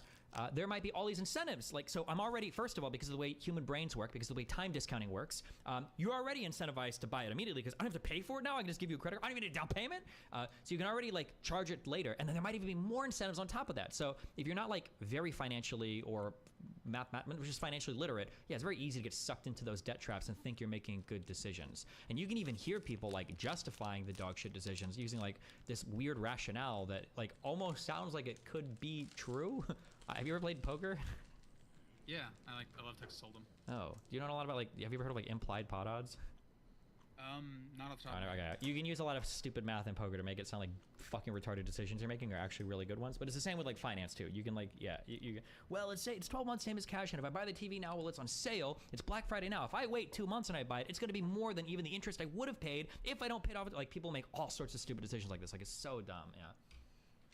Yeah, but part of me also wonders is it the fact that I don't have to pay interest or pay anything on my credit card is dependent upon people who are that stupid, like that they're making their profits off of them, so they're okay with not making any profit off of me. A large part of it is, yeah, but they also make money in fees and stuff too. Like when you swipe a credit card, there's a 2.5%. I think that Yeah, which is why when you buy something big, sometimes like they'll only let you put so much of it on a card because they're not willing to pay the full percentage on it. But yeah, I guess that was a mind-boggling thing to me. I've never wanted debt. I've always thought about interest and things like that. When like this is money that's just going down the tubes, why would I want to do that? And it was bizarre to me to find out there's people that view things solely in a monthly payment. Yeah. That, I mean, like, yeah, have you ever seen like a car commercial? I don't know if they're still like this. I'm going like 20 years ago. I haven't watched TV in like 20 years. But car commercials all the time, they would almost exclusively advertise monthly payments. Be in a Honda or be in a Toyota Corolla for under $299 a month, or lease this for $350 a month, or 0% APR means it for $200 a month, and blah blah blah. Like it was always, it was always that. There was a TikTok, I can never find it again, but there was a guy who didn't know what a lease was, and like so he thought he was going to be owning the car at the end of the lease, not realizing that he'd have to give the car back at the end of the lease. And so that he's like, and I'm like, that's gotta hurt. That goes, you're about to. I don't know. I don't understand, I guess. But again, I guess I've never been in a position where well, no, because the thing is, you're putting yourself in those positions by buying, because you're still having all these nice things, but you just don't have the money to afford it, but somehow you're still just finding a way to buy it. So I guess I've never done that intentionally. Yeah. But I don't, it's a strange, I don't know. I'm learning so much about other people's brains that I've never understood. Well, also apparently I'm learning a lot about how my brain was different, that other people studied in ways that I didn't understand, or I manage, or like I learned that apparently people sit down and start a project and continue it to the end. I thought everyone took breaks to do other things in between, to realize that apparently that's not normal. Yeah, I mean, different people think about money very, very, very differently, so it's kind of annoying. Somebody said, we agree 100% for the average dipshit, but do you acknowledge lines of credit can be extremely powerful if you're savvy? As a consumer, very rarely do you have the opportunity to leverage debt in an intelligent way. There are some opportunities to do this. One can be with a house. Technically, a house is a good example of leveraging money, because you might risk $40,000 to gain access to the capital appreciation of a $400,000 asset. That's an example of leverage. I'm gonna stake 40K, but I can make investment gains on something that's worth 400K, right? So that's like an example. That would be one benefit to a mortgage, is the leverage. Now, somebody said something, I don't remember this, but somebody said something, and I don't remember what they said exactly, but I disagree with it. Somebody mentioned what I just said. They're like, well, Destiny, you're forgetting a huge part about owning a mortgage is, for a lot of normal consumers, this is the biggest leverage opportunity they get. Low interest, sometimes you only need to put 10% of what's down. That is true, but remember, leverage always goes both ways, okay? If you are leveraging means that you're sitting in a big boy investment for a very small price, which is nice, because if it gains like a big boy investment, then you win like a big boy investment. But if you lose like a big boy investment, and that's very scary. If you take out a $500,000 loan and you put $50,000 down, so say the total value of the asset is $550,000, if that appreciates 100%, you just made $550,000 off of 50 grand. That's amazing. No other place is gonna 10x your money like that. That's a huge gain. But if your house loses half the value, now you're a Robin Hood trader on Wall Street Bets. You just leveraged $50,000 and you took 50 grand and you managed to lose $250,000 on it, because now you're upside down in your mortgage. With upside down meaning you have negative equity. With negative equity meaning the total amount that you owe on the loan for the house is far more than the actual underlying asset value, than the value of the house, right? So I'm just saying that argument can go both ways. You can't, when you leverage money, leveraging is not good. Leveraging is just a thing. You leverage it meaning that you're spending a little bit of money to have a big amount of money, basically. Or an exponential effect, both up and down. It can exponentially help you and exponentially screw you. Yeah, sure. I don't know if I would say exponentially, but yeah, you can definitely, the leveraging is, also,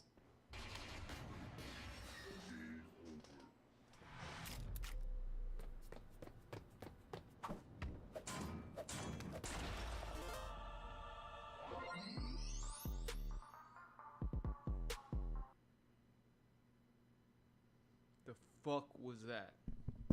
The absolute fuck was that? And what's going on with my interwebs?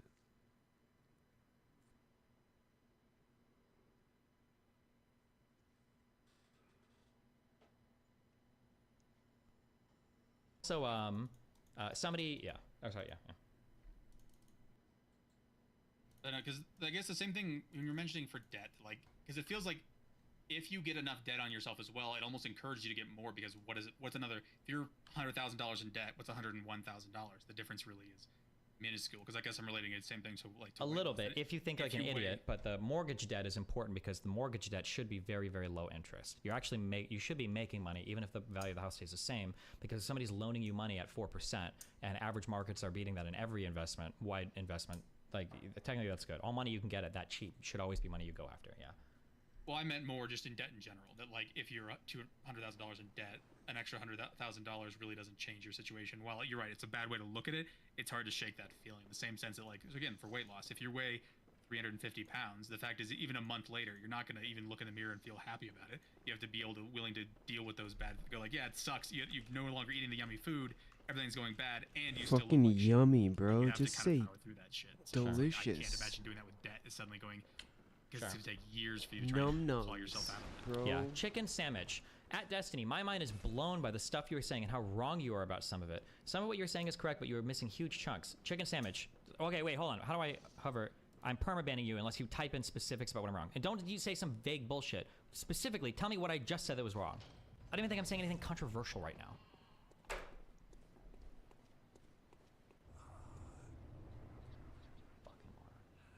Okay, sorry, keep going. When it comes like just for the ADHD thing, would you be able to describe how Vyvanse actually affects you, like in terms of like how you would see things normally and then how you see them when you're on Vyvanse? Here's what I would say in general. In the couple day break I took, and then I think prior to it, I would just say that the feeling is that it's a drag. I guess, like, imagine like walking on a beach, or imagine walking with a weighted blanket on you. It's just like a drag to do anything. There's like a high level of friction that I have to go to do like anything. It's not impossible. It's a lot of effort. Whereas on my Vyvanse, I can just do things. So like if I'm around the house and I need to like do 3 tasks, let's say I need to take the trash out, let's say that I need to fold my laundry, and let's say that I need to change the sheets in the bed. I feel like if I'm on Vyvanse, I would just do these things. It'd probably take me 10 minutes, I guess. But if I'm not on Vyvanse, it's like everything is a drag. I might go to my room to change the sheets, but like when I get to my room, I'll bring my phone so I can check Reddit, see if anything's going on. I might sit on the bed and maybe check a DM or two. Then eventually I'll take the sheets off the bed, and I need to do this. I'll take the sheets off the bed, I'll go to the kitchen where my laundry machine is, and I'll put it in the laundry machine, and then I'll turn it on. The next thing I need to do is take the trash out. I'll probably check Reddit again. Maybe I'll hop on my computer to see if anybody's like talking there. And then I might get stuck. If I go down a black hole, then we're stuck for an hour or two. But whatever. Eventually I'll get up because I know I need to do the trash. It's like that. That's just like the day-to-day, I guess. I'm like, it's just like every stupid fucking thing will grab my attention, and it's just hard for me to get through tasks. I feel like a fucking retard, basically. But if I'm on Vyvanse, I'll just like, I need to do this, and I do this, and I do that, and I go this. It's like very easy. Is there a reason, like, for Vyvanse, is there something they chose that one over others? Because it feels like, I mean, there's like Adderall, Ritalin, there's all these ones. Do you know why they might select one over another? Because I've never, like, I don't. Because I had tried Adderall and it felt like it was beneficial, but I ended up getting prescribed something else. I don't know if it's going to actually end up helping as much the same. But I don't know, like, why would they choose one of them? Yeah, there are different classes of stimulants that do different things.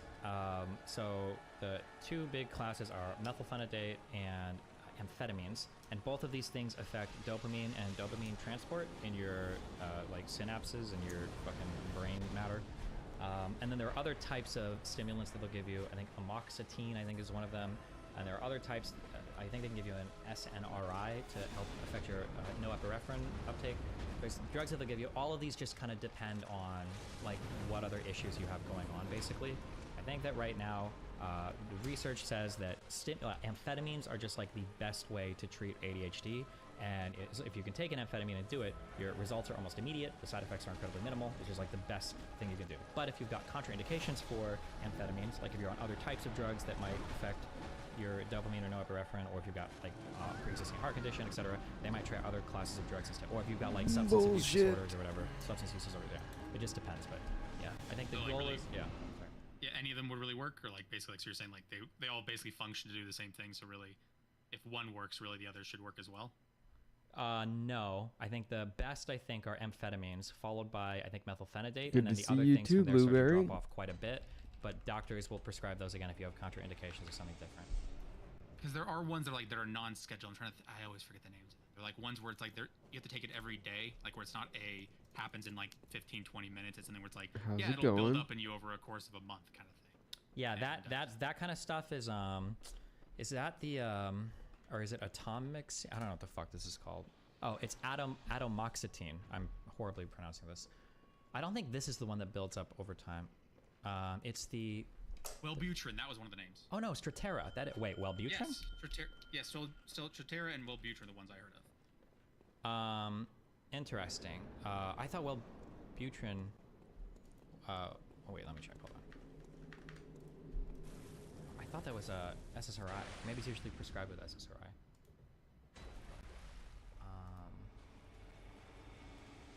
Fuck me, I don't know. Look this up. Wait, It is a Wellbutrin. Oh, that's an SNRI? Maybe it's used an additional because I don't know if you where you were at, but from me, you can't actually be prescribed a stimulant unless they see you in person. So you can't do a telephonic or video call and have them what state are you prescribe a. I'd rather not say. Oh, okay, sorry. Yeah, in Florida, that's not a thing. Like, yeah. For attorneys, you generally shouldn't tell you what state because it's too like. Yeah, I understand. You can look your shit up. Yeah, I got it. Yeah. So, but yeah, so it depends on where. I guess it's like it depends on where you are. I don't know if everyone's like that, just where I am. But because that's the first person I saw where they saw a psychologist or a psychiatrist. Yeah, psychiatrist. And they were like, "Well, I can't do stimulants. They work immediately. This one might build up on you over a month, but I can't give you those." And you're like, "Okay, then what? Like, if you're, I wish I'd known that prior to scheduling a $200 call with you and realized that you don't have an office in my state." Sure. And then also, it seems like when I called around, a lot of people didn't seem to know that off the top of their head. And so even when I saw him in I intentionally said no, I wanted in person for my psychiatrist. They mentioned, he goes, "It's a good thing you saw me in person because some places won't even fill your prescription. Like if they call and find out you haven't seen me in person, locations won't fulfill your prescription. So like if you're thinking of this, make sure you don't just waste money on a telephonic depending on your state, or at least look it up." Sure. Totally. Yeah. It's frustrating because I'm of the mind that says that it's hard for me to even perceive a difference when I first took like Adderall for the first time. I didn't know there was a difference in myself. Like it felt normal to me. And then when I spoke to people, everyone seemed to see a massive difference. That their ability to understand or like that me to communicate or explain things to them was infinitely better than what I would normally do. Interesting. Did people have that effect on you? Can people tell when you're on it or not? If you're close to me, you can, but in public, I would say never, because people just don't understand how any of the medication or how ADHD works at all. Like, prior to me getting on Vyvanse, like, the whole meme was everybody, Zerka and a fuck ton of other people, like, oh, this guy must, like, be fucking cracked out or using meth and all this shit, like, all the fucking time and blah, blah, blah, blah, blah. When that was the exact opposite, because I had fucking ADHD. I had the behavior patterns that I did. And then generally, if I'm on amphetamines, I'm usually more chill. I'm usually more, like, emotionally regulated than not. But like if I'm like in a big debate or I'm screaming at somebody's like, "Oh my god, he's like doing this because he's on amphetamines." Like, well, no, I do this normally when I have no debate. So yeah, public audiences won't be able to recognize because people just don't know anything about anything relating to any of this. But private people should notice a difference, assuming you're at like an effective dose, I would imagine. Do you feel like it slows your speech down at all? Like, because I mean, I guess from my perspective, you don't talk fast, but I've heard other people think that you talk fast. No, I think that the only thing that helps, or the big thing that helps me with it is if I'm talking to somebody that's just like a chill convo, I can let them finish their statement. I don't feel as much of an urge to cut them off or to finish their sentence for them, because I can just be a little bit more patient and wait. Yeah, because, well, I guess that's one thing that I've had people accuse me of, because I can start to talk fast depending on if I'm excited or upset or getting defensive. My speed of my speech can start to go up, which also then makes it difficult to communicate. People start to make assumptions about you if you're talking fast, where it's like you're trying to sound smart or you're trying to cover something up, trying to talk so fast. You're like, no, my brain just is going that fast. And that was one thing that was assisted with me a lot in terms of discussing people, being able to slow myself down. But I was curious if you had a similar effect, because it feels like there's a wide variety of effects that these things can have on people depending on how ADHD or ADD affects you. What do you mean by that? Like, what do you think wide variety of effects? So, I guess, because all I have is I've perspective from my younger brother, where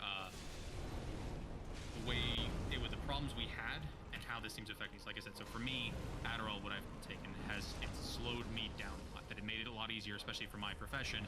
My ability to communicate and have people understand and agree with my ideas is kind of paramount. Yeah, of and course. so the ability to slow myself down and again, it's not even a matter of that I'm wrong. It's about, again, I think I've mentioned this to Pisco when I was writing, that being right is only half of the solution. It means nothing if you can't convince someone you're right. Of course. And if you're talking quickly, especially when if someone's being critical of you or criticizing you, or if you're in a high stress time, that's kind of the most important time to slow down.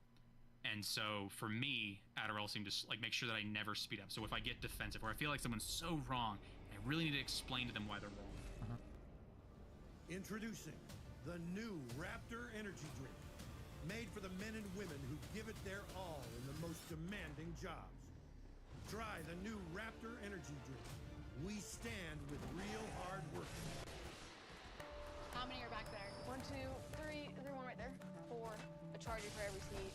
I love it because it's so many seats for all my friends. They're cushy and roomy. Even when I sat in the back, it felt really good.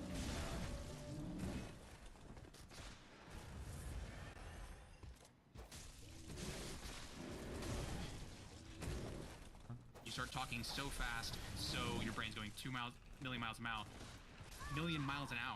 that they're not even listening to you. They think like, oh, he's speeding up because he knows he's wrong. That you're getting so excited that becomes the focus, and you can no longer even have a discussion with them anymore, and it becomes rather frustrating.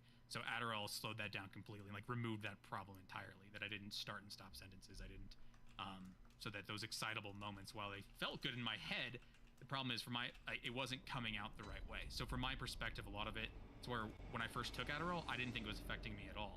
I was like, oh, I guess Adderall doesn't do anything for me. And then I had a conversation with my father, and he goes, what's going on with you? And I go, what do you mean? He goes, you're not starting, like that. He would just kind of go through all the things I would normally do and says, you're not doing any of those things. I'm like, oh, I guess this stuff is having an effect on me. And so it was difficult for me to necessarily perceive what I was and wasn't doing based on Adderall. And so because it seems like for you were saying like you would not go do something, and somehow it's removing those walls for you to go do things that you really should go do. Yeah, I might be a person that has a higher awareness of it because I have to be so self-aware or critical since I'm like streaming and on camera fucking all the time. So maybe I'm just more aware. Maybe if I was just like living on my own and like I didn't stream or whatever, maybe there were like changes that I wouldn't notice as much because why the fuck would I? But since I'm like streaming all the time, I kind of have to be aware of like how do I present myself, how do people perceive me, etc. And I kind of have to be aware of these things. Maybe I don't know. Because my only perception prior to taking it, my only perception of ADD and ADHD meds, what you see like on TV, where either the person becomes hyperactive and they like write a whole screenplay in a single night, or suddenly they became zombies and just stand there and can't move. And it's like I didn't understand what exactly was happening to eat. Like, why would one medication have two wildly different effects on people, and why were people using it to like study and things like that? What is it having a different effect on them than it would have on others? And so, like I said, for me, it seems to have a varied effect, but a very beneficial effect in particular for my profession. But no, it's been a bizarre ride. But also, I'm not a big. I guess I still have that feeling that I think that I said that you talked with him about, that I don't like the idea that I need a medication to do something. Like I feel like I should be able to slow myself down without anything. That if I'm aware of the problem, shouldn't I be able to do it? If I know I need to go change the sheets, shouldn't I be able to just will myself to go do it? You know the right answer, yet you don't do it, and I can't really give an answer as to why you wouldn't do the right thing. So like for you, what would you like? You go, I need 3 things I need to do, but it's like a slog to go do it. But you do know you need to go do it, and somehow you let the slog takes you down. And so it feels like almost like, shouldn't I be able to do this without a medication? Like, do I need something to? I mean, I can give you the full like scientific explanation now because I understand it. But I mean, and I guess that would map onto my understanding. It was hard to like emotionally understand it. But the way that it's supposed to be is if you have ADHD, if you have neurodevelopmental issues, like there are parts of your brain that are smaller, that are actually not as developed in people that don't have the same sort of disorder. And when this happens, one of the big areas that you're impacted for ADHD is you have oh, that's cool, it's a really hard time. Which music store? Like, Did you go to Guitar Center or Sam gratification. Ash or something? So this means that if there's like a particular thing you need to do, and it's like a long, it's like a thing that doesn't feel immediately gratifying, then it's very hard for you to motivate yourself to do it. Ordinary people or developmentally healthy brains can maintain focus on a task like that, understanding that there's going to be some delayment to the reward, but they'll do it because they know it needs to be done, and that process is all internal. Depending on the level of severity for your ADHD, it's just a delay. It's impossible to internalize that. Like, you can try to like logically think about it, but you're never going to have that same type of drive that like keeps you focused on task, because you don't have the self-rewarding mechanisms. They don't like exist developmentally in your brain. You can't do it. So this comes out in a couple ways. One is, this is where like the ADHD hyper-focus thing comes from, because ADHD kids can hyper-focus on certain things. They don't actually hyper-focus. What happens is, if a person with ADHD finds something that does provide like a regular reward scheme, they'll just keep doing it forever, because now they finally found something that like rewards them constantly so they can do the behavior. And then two, this means that if you do have ADHD, if you're not taking medication, you have to find ways to externalize like the rewards or punishments for doing behaviors, because that's the only way that you're going to be able to do things. So having somebody follow you around, like beating the shit out of you don't do something, that would be a way to keep an ADHD kid on task. Or having some other sort of like regular reward scheme. Maybe like a mouse comes and gives you like a cheeseburger pellet if you, you know, take your laundry out or some shit. Like, these would be ways to, reinforce things. Interesting. Okay. Just making sure everything's you said that live. ADD and ADHD kind of affected like when you play video games, that you don't feel like you need to have Piper. those, things like Factorio in the background. Do you feel like there's different games that kind of you like playing now that you're just when me, you're on or your is that beds, or No, I it's basically haven't played games for like 2 little bit months. But, morbid? I mean, I could, yeah. Are there no games that are actually just interest you right now, or is it just? I was just like, more you don't have interested that by the urge? Israel-Palestine Like, stuff. don't send And your then now kids I've been there more kind of thing? consumed in my personal drama for the past month, so. Has there been any of the conversations you've had for Israel-Palestine that have really like, or at least when you're talking to people, especially the pro-Palestine people, is there like a consistent pattern you see among them that you feel like? Because I try to avoid that conversation whenever it comes up with people, because I'm concerned that people care about it a lot more than I do, and people tend to be, if you don't care about something someone else cares about, they get upset usually, because they almost feel like it's some immoral thing like that for Palestine. They go, they're being killed, it's being a genocide, it's all these things, and rather than try and, Alright, I've heard dude, you have a conversation of going, is it give me apartheid? 2 We would seconds. rather discuss it as an I just gotta go occupation, pee. but those aren't conversations you usually want to have in casual conversation, but, But being yeah, we're dismissive gonna as well can also piss the we're gonna person kill some fools in The blood. problem is that like all real of these soon, topics, possibly again, do I'm one like of big the on this right now, I'm sorry, but like I think all of these topics are just proxies for other Chalice feelings. dungeons. So if you have if somebody asks you about apartheid, what they're really saying is like, do you think it's fair that Palestinians live in shitty conditions? Or if somebody asks you about genocide, they're saying, do you think it's okay to kill And I children want to for no actually reason? see Or if this somebody asks you about like Destiny vid, so I'm gonna pause it. We're gonna finish the last couple minutes of it together.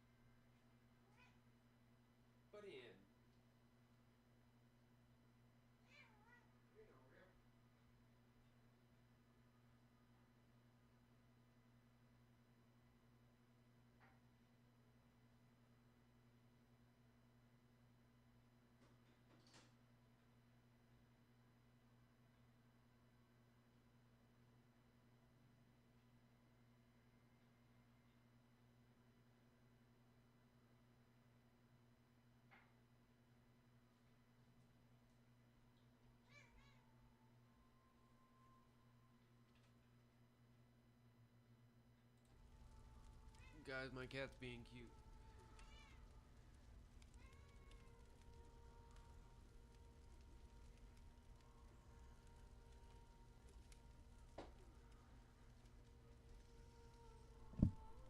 Say hi, button.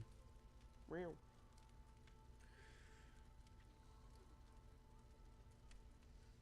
Yeah.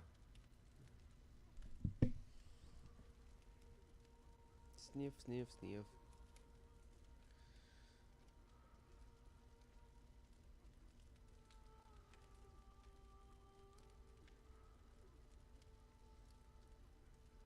Sniff, sniff. Girly pal.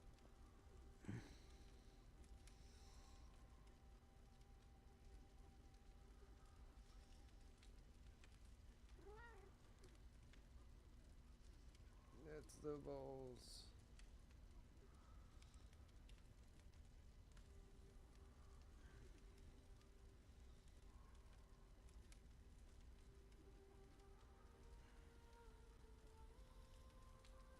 She's gonna start drooling here in a second, so I gotta let her go.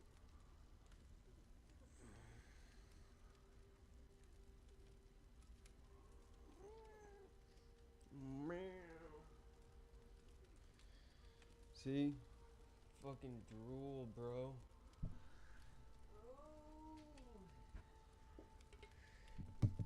She's such a girly drool pal.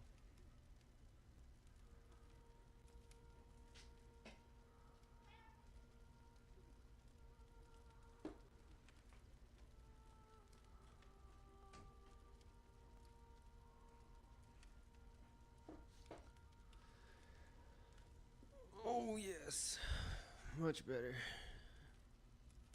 No more piss and vinegar.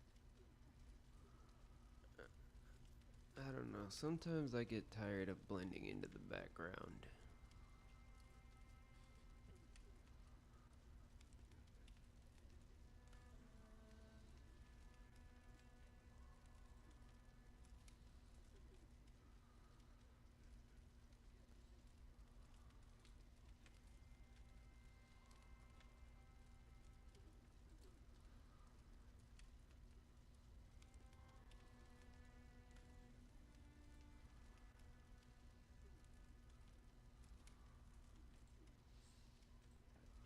Usually any of these big topics, they're just usually proxies for other moral feelings. So if I were to go up to you and I were to say like, hey, what do you feel about innocent children being killed? And you say, I don't know, I don't have strong feelings about that. I'm going to be mad at you because how the fuck can you not have strong feelings about that? Oh shit, I got a bloodstone show? Right? When? So that's why people expect you to have an opinion on it. That's very strong. That's why people have strong opinions on it because they don't actually like, if somebody is like, oh, like this is definitely genocide. First of all, do you even know how genocide is defined? Do you even know like where the crime of genocide comes from? Like nobody actually knows the answer. Nobody cares because these words are used as proxies for other emotional states. And it's kind of expected in social conversation that like you understand that as well. That's why people get mad if you don't have an opinion on it because you obviously should. You should feel bad about kids being killed, right? That's.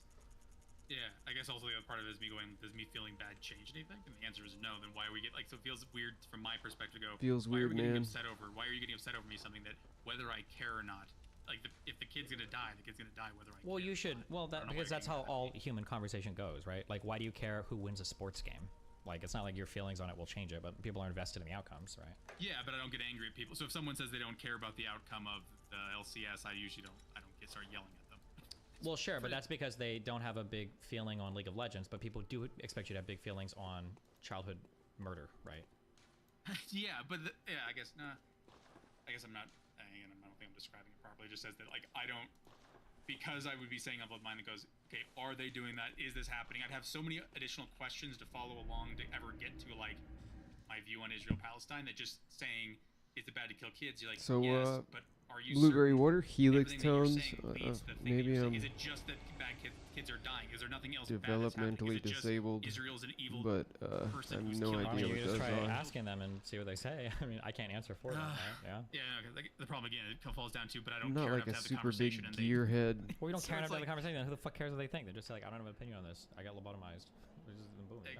That's a good. Or well, no. What you do is you generally just vaguely agree with them and Patches. just kind of let them lead themselves and just kind of like repeat back to them what they feel and then just let that go. Because the problem is, there's times where you want to get someone says something so you disagree, or something, this genocide thing where you say or occupation versus what are they saying? The occupation versus apartheid, or apartheid? what? Yeah. Oh, sure. So that if someone tries to call it apartheid, that I could describe why I'm like, okay, well, I wouldn't really call it an apartheid. That what you're really talking about is an occupation. Like what I guess I'd be mimicking what you've said, where it goes, resolve the occupation, resolve the apartheid. There was one thought I had about that, was that it oftentimes seems like people are using words that almost speak to the solution that they want.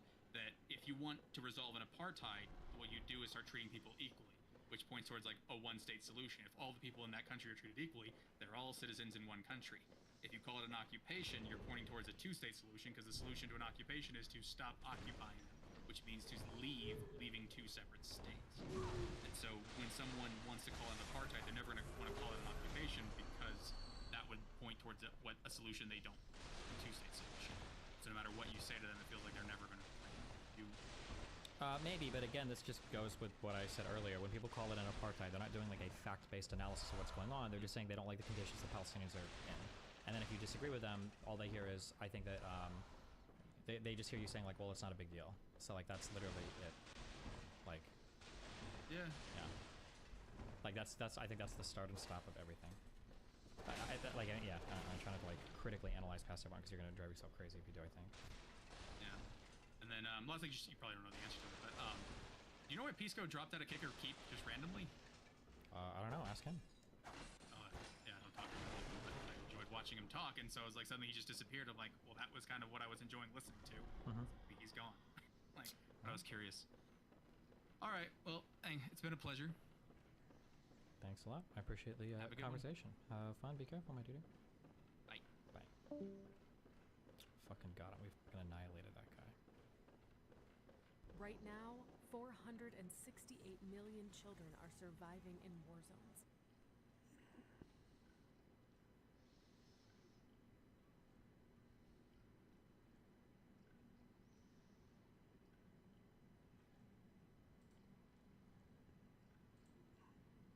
One of the biggest mistakes that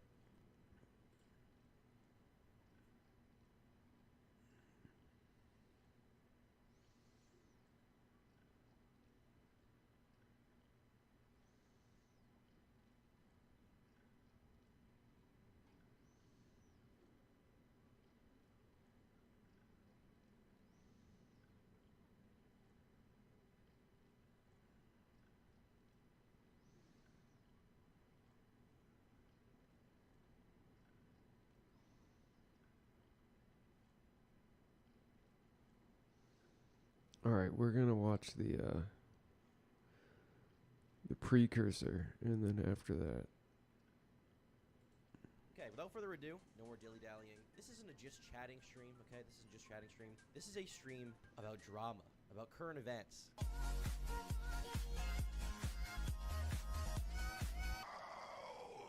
Okay, what's up, guys? We're gonna go over a few smaller stories before we get into the real meat. So, first of all, I saw this tweet that I kind of found interesting. I just wanted to bring up to you guys. This is kind of an older tweet, but I just thought I'd read it out. This person says, hot take, this is infinitely better than the current Andrew Tate, Sneeko, and Aiden Ross era. This person says, this era of the internet was the worst. We have a picture of Rice Gum here. We have a picture of, what's her name? Whoa Vicky, the girl who used to pretend to be black. Picture of Bad Baby. You guys may know her from her famous line, cash me outside. How about that? You may know her from that line. And we also have Lil Tay. What is Lil Tay even up to? I feel like I saw some video about what happened with her. Her like brother was the master of puppets. I'm pulling your strings. But yeah, they're saying this era of the internet was the worst. I remember at the time that this happened, I really didn't like this kind of stuff. Like I was just at the age. This is like 2017, 18. I was just at the age where like I was like, oh, this is cringe. And looking back, like listen, guys, I'm gonna be honest. In my Rice Gum video, probably got the impression I have a negative opinion of his actions, but of his vibe, I have a very positive opinion. I actually think Rice Gum's kind of funny. I actually think Rice Gum's kind of cool. I don't know. There's just something about him. I know people won't agree with that. They're gonna think he's cringe as hell. He really sucks. And honestly, his videos do suck. Like going back and watching his videos for that video was a slog. It sucked. I liked Rice Gum's raps. They're pretty funny. I liked his insults, and I just liked the energy he had of like not giving a. Because like people would call him out for things that were justified. Like he would act like a piece of shit. But he would like own that he was a piece of shit. He'd be like, yeah, I'm a fucking piece of shit. liar. I'm an asshole. Like, for example, like, and I went over this. When Gabby Hanna called him out for, like, hitting her, he was like, no, I didn't hit you. And then he made a song, like a rap song about how her nose is big. And then when people called him out for Mystery Brand, promoting gambling to his audience, right, basically, what he did was made an apology video where he said, like, yeah, I did it, but they paid me a lot of money. And also, here's a bunch of what are they called? Here's a bunch of like Amazon gift card codes, and they were all expired before the video came out. I thought it was funny. Anyway, guys, I just thought this tweet was interesting because a lot of people talk about this kind of era of the internet, how they don't like it. But now it's like, I don't know, I wonder how many people would say that they don't like it, or they hate it rather more than the current, like, you know, Andrew Tate, Sneeko, Aiden Ross. Because like Aiden Ross really is kind of like the new Rice Gum, you know what I mean? Rice Gum was never as controversial as Aiden Ross because Aiden Ross now is going down the like kind of right-wing line, and obviously that's not controversial. Rice Gum was never political in any way. Aiden Ross has made it clear. He's like, I do this for money. I don't do it for fame. I'm just doing it for money. He's kind of in that same vein as Rice Gum. And the two are friends, for you guys who don't know. Rice and FaZe Banks were some of the first people to get Aiden Ross out in LA. And that, like, was part of, you know, kicking off his career because a lot of Aiden's early streams were made by the fact that he had, like, famous guests on, like rappers, basketball players, stuff like that. You know what I mean? So, yeah, I recently watched a podcast episode it was Impulsive with FaZe Banks as the guest, and that was pretty interesting. I was just looking at it because of all the FaZe drama going on. Pretty interesting guy. Everyone thinks Rice Gum is playing a character. Even like FaZe Banks said in interviews, I don't think he was playing that much of a character. I think Rice Gum is to be honest, but he's kind of funny. He's really stupid. So we got that tweet. Next, Augie RFC had a video taken down, guys. Friend of the show. You guys definitely know who he is. Augie RFC. Listen, guys. One of the greatest YouTube channels in the world. Augie RFC. Underrated. Augie RFC is like the Blade E of YouTube. Augie RFC is like the 100 Gex of YouTube, okay? But he has another channel called Red Fox Comms, which is an old channel. He's been doing videos with his buddy Connor. They've been pretty good. If you like drama, news type videos, if you like my videos, you definitely like their videos. They're good. It's like a podcast kind of mixed with current event stuff, reaction type content. Like it's kind of all that in one. It's pronounced Blade. No, it's pronounced Blady. I'm making a ruling on this right now. It's pronounced Blady. He makes pretty good videos. Well, he recently got a video taken down. Now, that video was a video addressing the fact that Adam22 of No Jumper, for those of you who don't know, No Jumper is a pretty big podcast. It basically is run by Adam22. He's about 40, he's like 39 now. He's been doing this podcast for a long time, and it's kind of this intersection of BMX culture and rap culture. He's super famous for his XXX Tentacion interview. Well, anyway, recently allegations have surfaced that he's a the reason why they're calling him that is because this guy named he's called like the amateur predator. He's like Mr. Catch-em-all is what he calls himself. He's this like predator catching dude who went on Adam's podcast, and he wasn't on at the same time as Adam. Adam has a bunch of shows. Adam was not involved in this one, but it was on his channel. It was live, and he basically brings up the allegation that Adam slept with a 16-year-old girl. There's a lot of other things that go into that. I'm not going to get into on this stream, but there's a video coming out about it tomorrow on this channel. Stay tuned for that. Basically, there's a lot pointing to the idea that Adam, when he was 23 or 4, slept with a 16-year-old. There's a lot of stuff pointing to that being true. And Augie decided to make a video about it, talking about it, and the video got taken down. You can see here he made a tweet about it. Breaking, our Adam22 investigation was flagged. We went over everything, Adam's blog posts, his responses, statements, articles, but there was never any harassment. We were fair. It's fucking on my mic. I watched the video. I don't know what could have been that got it taken down. It was a very tame video, all things considered. I mean, it was regarding allegations of pedophilia, but there's a lot of videos about that on YouTube that don't get flagged. I talked to Augie about it a little bit. His guess was that maybe it was, in it he included a clip of Lil Pump talking about how he would like beat the shit out of Adam22 if you saw him in person. In the clip, Lil Pump also called him. Wow. But Augie made a video, and he didn't support that. He just played a clip of him saying that. A clip which, by the way, is on YouTube and other videos, public. So I really don't know why it got taken down. People are saying Adam22. I don't want to stare at your fucking I don't know asshole, how they would bro. get it taken down though, because like there would have to be something there for them to report, right? And there's other videos about it. You look up No Jumper allegations. There's other videos talking about this stuff that are still up. I mean, this is a month ago. This is a month ago. This is 2 days ago from Ready to Glare. This is 1 day ago from Tipster. Like, there's a lot of people talking about the allegations already. I mean, this is a re-upload of the stream thing with 33,000 views. Like, there's a lot of stuff about it. So, you know, it's a nice conspiracy kind of theory to promote, you know, the idea that Adam has like some industry connections that managed to get it taken down. But I have not seen any evidence of that. I have not. And so for that reason, like, there's no reason to support the idea that he, I don't know. I just can't say that, you know. So I'll do another tweet about it. We have just just asking questions. Who's responsible for flagging relevant information relating to Adam 22? Could it be his rogue fan base? Right? Exactly this morning. Obviously, Augie's pushing a little bit of a narrative here about maybe someone's taken it down. The thing is, all I've seen that got taken down was Augie's video and this one account. And this one account is, you know, I looked through the account and they had some decent evidence and stuff, but it could have been anything about this account. I don't have reason to believe that it was definitely Adam. I'm not going to defend Adam and say, like, what he did was right or what he, you know, I don't know exactly what happened. I'm leaning towards Adam probably being guilty. Regardless of that, I think Adam probably knows that if he were to start taking stuff down, it will only, you know, propel the allegations further. Because these allegations are 5 years old. Show Kitties in chat says there's a guy named Milk74 who's been calling Adam out for these exact allegations for over a year. Yeah, these allegations have been around for like 5 years is the thing, is what most people don't know. There's been Twitter threads about it and stuff like that. Once again, mostly in the video tomorrow. I'll be showing it out. I'll be showing it. Actually, I can probably find the thread. I'll just show this and then move on from the topics. I don't want to get too into it because I did like a deep dive on the allegations. A statement from Adam 22's victim who tried to physically block her vagina with her hands before he pinned her arms down. At 5'3", she gave in, was later terrified. Her mom, who she shared a wall with, would hear her crying. He doxed and posted news of her online. It's all still archived. This sounds pretty bad, not gonna lie. This is a statement from the victim. Ow. This is Bro, a post on the this nutsack. is 9 board, which is an old hardcore board for the music genre back in the day. Adam 22 has always been weird. Wasn't he in an old Leafy video? Was he? Really? Leafy is here. Adam 22? No way. No way. No way. I doubt it. If someone has a citation for that, I'd like to hear that because that would be crazy. But I don't think he was in a video. But yeah, there's a lot here. This is a whole thread. There's gonna be a video about it, like I said, tomorrow on this channel, so you can check that out. Adam 22. Full disclosure, I'm a fan of the No Jumper podcast. I like some of his stuff. You know, I know friends who have been on his podcast and stuff. So if the allegations are true, that would be pretty disappointing. Any update on that? Crashed his car? I can't find a direct citation for it, but I've been told that the guy who filmed that video is actually being sued by the dude's parents. So I don't know if there's any truth to that. I got a few comments saying that, and I looked it up, and I found some articles, but I couldn't find any showing that it was directly that video. Yeah, what the hell is poop farcious, and why is it? What is poop farcious? Oh, is it this? Is this tweet? I guess this is the end of the Mevins era for this account. The little part of me always thought he could change and that he could finally do the right thing, be the bigger person and leave. He's chosen this path and it looks like he's never going to change. Who even are you, bro? You leave. Tomathias? More like poop farcious.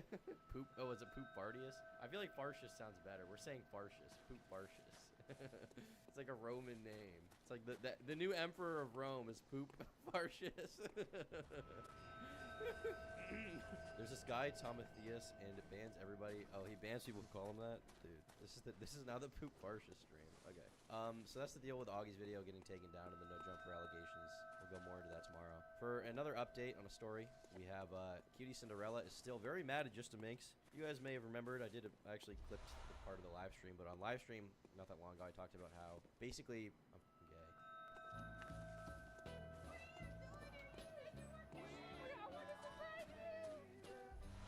This is not just 1 hour delivery. This is help with the holidays. Just a Minx, who's a famous streamer from Ireland, basically got a party at the Streamer Awards shut down because she was like extremely intoxicated, and as a result, like a bunch of events happened that led to them calling it the fire department. The whole party got shut down. This streamer, who was Ludwig's girlfriend, $50,000 loss, and so she like called out Minx publicly. And now this is a clip of her talking about it, just like calling her retarded. And you can see the comments are on her. Minx is just consistent and plays those fools like a fiddle. How does Minx stop herself from laughing at all the crazy shit she comes out with? Who is here after Minx alcoholically ruined the Streamer Wars after party? Yeah, we have two options here before clicking on Minx's link thing. These are the options. Fake crying, makes a joke, calls her chat virgins. Fake crying, makes a joke about how great her ex is. Those are her options. These are the options we're about to see. There's no chance she's actually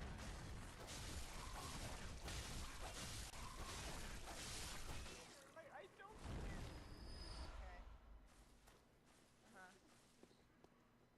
At least you guys are virgins too. At least I have a bad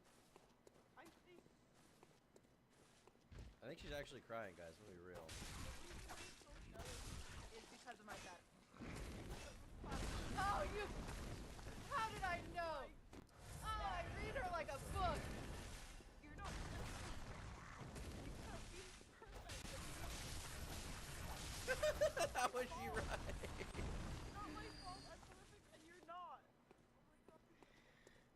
some best friend energy right there.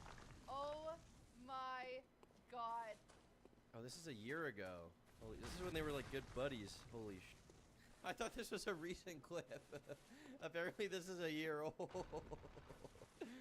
Oh my god. Is there content that like 2D and shallow that you can always predict what she's gonna do? Just like talk about her act.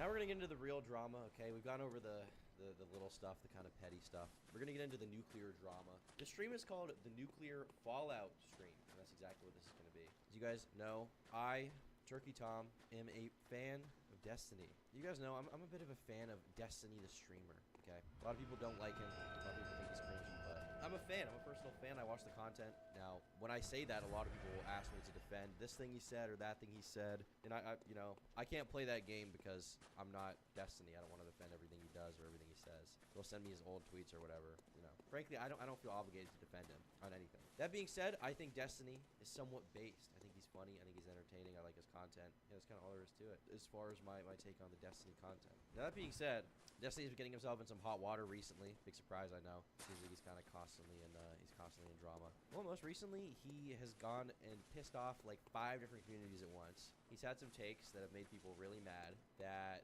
I would say are kind of right, but he's kind of going out of his way to get himself in because he's obsessed with like saying things in the most like blunt, straightforward way possible, as always. And I think that triggers a lot of people. And I'll kind of talk about what I mean by that. He's got himself in some drama, and we're gonna go over all the tweets. We're gonna go over all the tweets. I have a list here of like 50 tweets that you should go over. We're gonna talk about this in depth. We're gonna talk about the ideas. We're gonna talk about the impacts. We're gonna talk about the reactions. There's a lot. We're gonna go over it all. So first of all, Destiny decided to upset the Muslim community on Twitter, which for those of you guys who don't know, the Muslim community on Twitter has become emboldened with the red pill dudes because now all of a sudden Andrew Tate is saying he's Muslim, Sneako's saying he's Muslim, even though we can't, you know, recite one verse from the Quran. Is it Quran or Quran? I don't know. The Book of Muslim. You can't recite one verse from the Book of Muslim. Fresh and fit guys, I think, are, you know, they travel to like Dubai a lot, and they travel to foreign areas. And they're saying that, you know, the West has lost their way. Being Muslim is based. I think most of their reasoning for that is because they believe that being Muslim encourages polyamory. I don't know if it does. Obviously, I've heard the meme about having multiple wives if you're Muslim. I don't know if that's real, so I don't know if that's a realistic interpretation of the Quran, but a lot of people have been talking about being Muslim lately. And there's, you know, there's true Muslims as well, obviously. I'm not saying that everyone who claims to be Muslim is not Muslim. That being said, Sneako, I don't think is really Muslim. I don't think he knows what it means to be Muslim. And I find that pretty cringe. He's basically doing it for clout, you know? Anyhow, Sneako's been really making them mad. It started with him arguing with them, and then he started talking about how apparently Muhammad, who's like the prophet in the Muslim religion, right? You know, their Jesus, so to speak. He started talking about how Muhammad apparently, he like married like a 6-year-old, and he like is going off about this, which makes Muslims very mad. And it's not all Muslims, but like there are Muslims he's upsetting on Twitter because he's basically shitting all over their religion. He's like, you know, imagine it from their perspective. It's like, from their perspective, it's like, oh, the guy who's criticizing our religion is saying that the guy who like started it all is a fucking file. You can see him say, this person says, why did you edit it out then? Was she mentally mature? Yes. Was she physically mature? Yes. Aisha, may Allah be pleased with her, was more mature than most 25-year-old women today. Also answer this. And Destiny says, bro, Aisha, may loads come inside her, was 9 years old, Lamau. Then he says, not to be confused with fucking 9-year-olds, that was Muhammad. And there's a lot of other tweets similar to this. People start getting mad at him.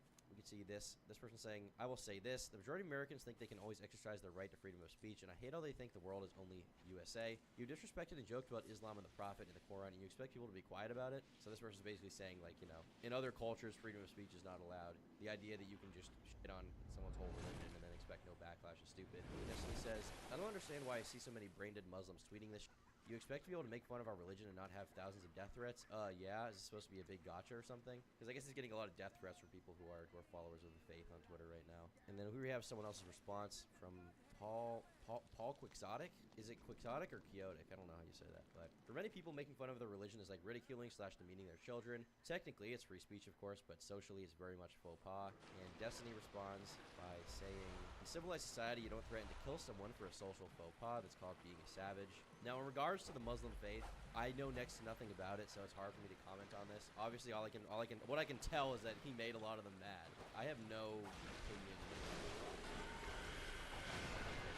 Literally none. I know like 5 things about the whole faith, and that's it. So as far as me commenting on that, it's like I'm just not that knowledgeable. But they start going after his pronouns. They're like, oh, I see in your in your bio you have, you know, he, him, or stuff like that, and so he criticizes them. He says better than pre/pubescent, and at this point he's basically just like calling Muslims pedos, right? And that was a lot that riled people up, but that wasn't like every community being mad at him. That was like one debate, and a lot of people were like critical of him. He did some debates on his YouTube channel. I saw a debate between him where he debated Muslim view on it, but then he went off. Now, there's this tweet that blew up, and it says, "Ain't no way." It's from Ariana Jasmine, Twitch's leftist brat. I don't know who this person is. This clip was here like a few days ago. Now it's gone. It got DMCA'd. It says this media has been disabled in response to a report by the copyright owner. And basically, it was a clip. It was heavily clipped. It was like a long conversation Destiny had with this girl, this like OnlyFans content creator. And he had a conversation with her about like consent and stuff like that. I think it's a part of a much longer conversation, but then they like cut out basically a bunch of the dead air and a bunch of the stuff that made it less entertaining, and they put it into one little short clip. This girl did to post, and I guess the way that it was clipped, it basically made him look really bad. Because in the clip, it starts right off with she's like, "What is the number one issue with consent?" And Destiny says, "I think the number one issue with consent is women not being communicated enough with what they want." That's what he said. And that basically, people took that as one of the things he said, and they took it to mean that divorce is support and stuff like that. They just kind of took that out of context. Now that being said, I think he still said stuff in there that a lot of people would disagree with. Stuff that I think is basically right. And I defended this on stream the other day, and I got a little pushback from chat, but I'm going to maintain what I said. Basically, he was not justifying, he was not saying it was good, he was not saying that, you know, she was asking for it, it wasn't that kind of argument. He was basically just saying, like, if you're a woman and you're going out in public or something, or you're going to a stranger's house, there are things you need to do to mitigate the risk of something bad happening to you. He was saying, like, don't get drunk with strangers, don't go to a stranger's house alone, stuff like that, and, you know, stuff that I would agree. But then people started, instead of just saying that his take was wrong, they start straight up calling him a rapist. There's this girl named, like, Crystal or Cristal or something, and she was like, she straight up said, enough excuses, Destiny is a rapist. If I look up Destiny, I'm sure, I can probably find it. Yeah, zero, okay, here's one person. There's a lot of people saying stuff like this. Zero doubt in my mind Destiny is a rapist after hearing this. Destiny's been going off, though, about the thing. He says, the woman has zero responsibility. If she got too drunk and says yes, the guy's a rapist should have known she was too drunk for her own good. If she's quiet when he's trying to initiate physical contact, he should have known she was freezing and should have backed off. If she's uncomfortable during a sexual encounter but doesn't want to voice it, he should have verbally checked in at multiple stages in the encounter. If she's being unclear about what she wants or her intentions, he should mind read or continue to interrogate her while simultaneously not destroying the mood, respecting her boundaries, and not pressuring her at all, figuring out how she really feels while managing his own potential inebriation/sexual feelings as well. There is a massive burden placed on men at all stages, during flirting, whining and dining, before and after sexual encounters. There's almost zero burden placed on the woman ever. In fact, it's considered insulting or victim blaming to even ask a question about any of the woman's behavior at any stage whatsoever of the sexual interaction. But for the guy, did you give her too much to drink? Did you verbally check in on her? Did you check her for a freezing response? Did you try to figure out how she was feeling? Did you consider she was uncomfortable, etc.?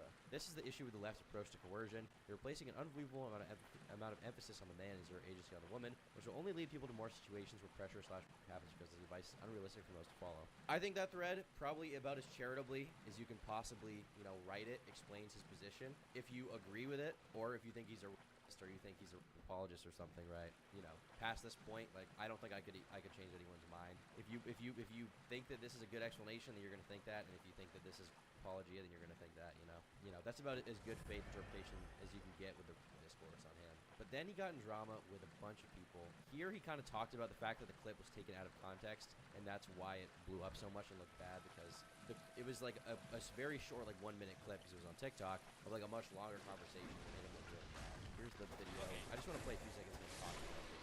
Here's what happened. We recorded a 2-hour conversation. I asked her yesterday if I could reply to her.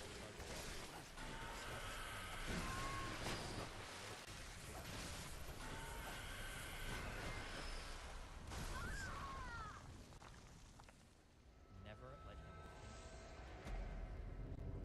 What's he talking about? Destiny definitely did a bit of true.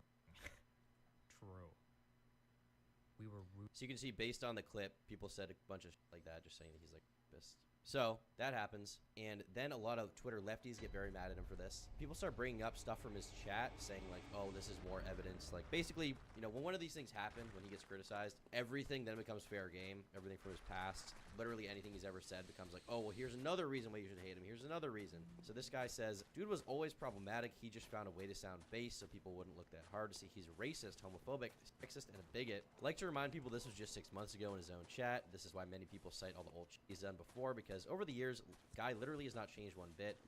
He's literally the odd vote Obama for a third term guy from Nope. This person says this was 6 months ago, and here we have basically just some very edgy stuff. This is Destiny saying, but this retarded low IQ F slur sitting in mid like a fucking mid N slur. So pretty edgy there on the Destiny front. But Destiny actually responded to this, and he basically says, well, this wasn't 6 months ago, this was 7 years ago, and the guy got it very wrong. And then he links an article for the person about obesity and how it causes memory issues. Yeah. You have a lot of people in the replies talking about it, and obviously, if you're a fan of Destiny, you know that when the internet was at its peak of edginess 6-7 years ago, as far as this stuff, maybe not the peak, but for recent memory, the last time it was this edgy, I should say, he was definitely edgy as well at that time. And then a familiar face decided to chime in, Mr. Beard. Now, as you guys may be familiar, Mr. Beard is the individual. Once upon a time, you could either say he called me a fascist or he implied that I'm a fascist. You know, I'm not a fascist. Because I posted a picture of fat Ethan Klein. He claimed that I was promoting fascism. And this is an actual opinion this guy, Mr. Beard, had. And now Mr. Beard is going against Destiny. He's going against them. He's always hated him, but he basically had a bunch of takes. This is where things get very in the weeds with the personal insults, and you'll see that. You'll see that very soon. Mr. Beard says, he also recently said that when women friend zone No men, that's fucking personal. way! It's really great takes all around. So happy is influencing God so damn many it, young man. men. Alright. So obviously a very negative take towards Destiny. I mean, it gets 5,000 likes, and this is in a response to Always gets this thing to a with point. 60,000 likes, saying he said the leading cause of is girls not being upfront with what they want, rat behavior. So Destiny's just being called like a piece of shit by half the internet right now, right? They're fucking so mad at him. Destiny decides to respond, and he says, I've got more sway than self-victimizing losers like you who have zero audience and zero influence. That's the reason young men ditched you version years ago for red pill creators. Don't mind me working to undo your cancer. Go back to your cut corner making video essays. Now, guys, obviously, me in the video essay cut corner myself, I felt very personally attacked by this, you know, because I love video essays. I love making video essays. I'm a video essayist. In Destiny, my idol, my internet dad, he called me a cuck.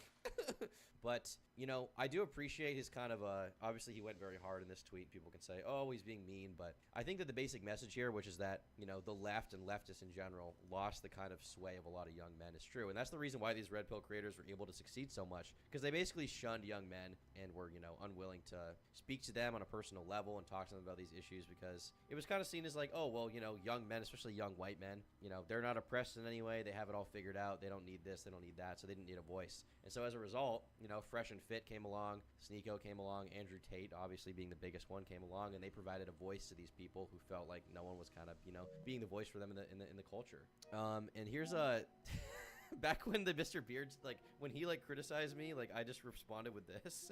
And this is a picture that gets thrown around a lot of Mr. Beard you may have seen before. I don't know. I don't know what's going on here, guys.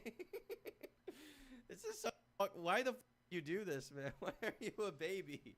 Why are you on the playground too?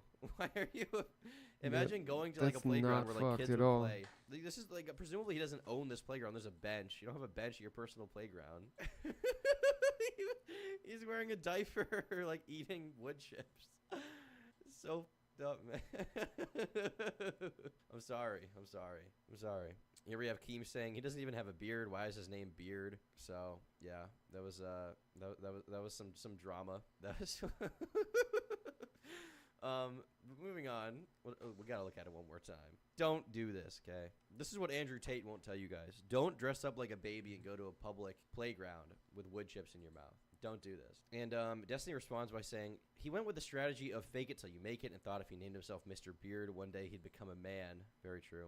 Mr. Beard then responds, and he's like, good one. So if you think that women leading men on is emotional, does that mean that you dissing me is verbal? Did I press charges since you just word me? And Willie Mac Show responds here very poignantly, okay? He says, you're proving Destiny's point. You're pearl clutching over the phrase he used instead of actually trying to understand what he means. People like Sneeko and Fresh and Fit have become so influential because they hear young men out. And, you know, once again, I would agree with Willie Mac's take. Whatever you think about Destiny, I think that the thing that trips many people up about him, as we'll see later on, is that technically he's right. But aesthetics are extremely important to making people like you. So, for that reason, if you want to be seen as like a serious person, you have to be very careful with the way you word things. And Destiny, you know, as far as I know, as far as I've seen him, for the most part, is not that, you know, careful about tiptoeing around stuff. You can criticize him for that. You can say it harms his movement, it harms him. But, you know, he's not that concerned with how things sound. He's concerned with the borderline truth. Optics are not his greatest priority. Mr. Beer then responds by, like, coping about the fact that he thinks he has more views than Destiny, which is completely fake.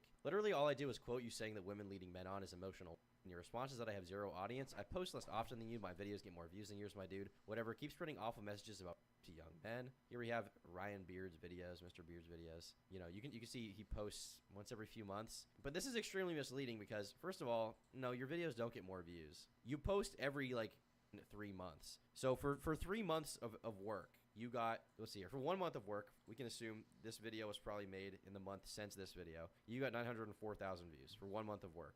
For 1 month of your brain capacity going to something, going to your channel, you got 900,000 views in 1 month. And if you go to Destiny's channel, obvious, and this is so obvious too that I even need to point this out. If you go to his YouTube channel, in the past, how long? Like, in the past 30 days, he got 11 million views. And this is consistent. Destiny uploads every day and gets like 150,000 plus views. And this dude uploads once every few months, and you know, sure, once he got almost 1 million views. Here he got 1 million views, 347k, 221k. The idea that you're even in competition is ridiculous. Like, you speak to so few less people. So yeah, my audience is around 50% men and 50% women because my content appeals to a wide demographic. Your audience is 99% men because women don't want to watch someone make incel arguments about how women are the main cause of, and the women leading on men is emotional. Yeah, this person has a good response to this. In the past 9 months, you've had 3 million views from 3 hours of content, while at the same time, Destiny has had 90 million views and has put out so many more hours of content that I'm honestly too lazy to count. This guy's retarded. As for the incel arguments, I haven't heard any incel arguments. I feel like the incel argument, you know, the incel argument would be like, women deserve, which is not what he said, right? I wonder how much of my audience is women. I think it used to be, on my main channel, it used to be like 90% male. I think it's like 80% male now, maybe 70%. So, guys, obviously, lots of young ladies out there, lots of young women out there you guys are watching. You're fans of the channel, you're fans of the content. All right, guys, it's time to hit the Oh, gym. Trending, Sneeko. But Catch yeah, you on the obviously, flip. My content appeals more to guys. The next argument we have here is we have this tweet. It says, Thanks for calling stopping women by. being mean, Peace. emotional.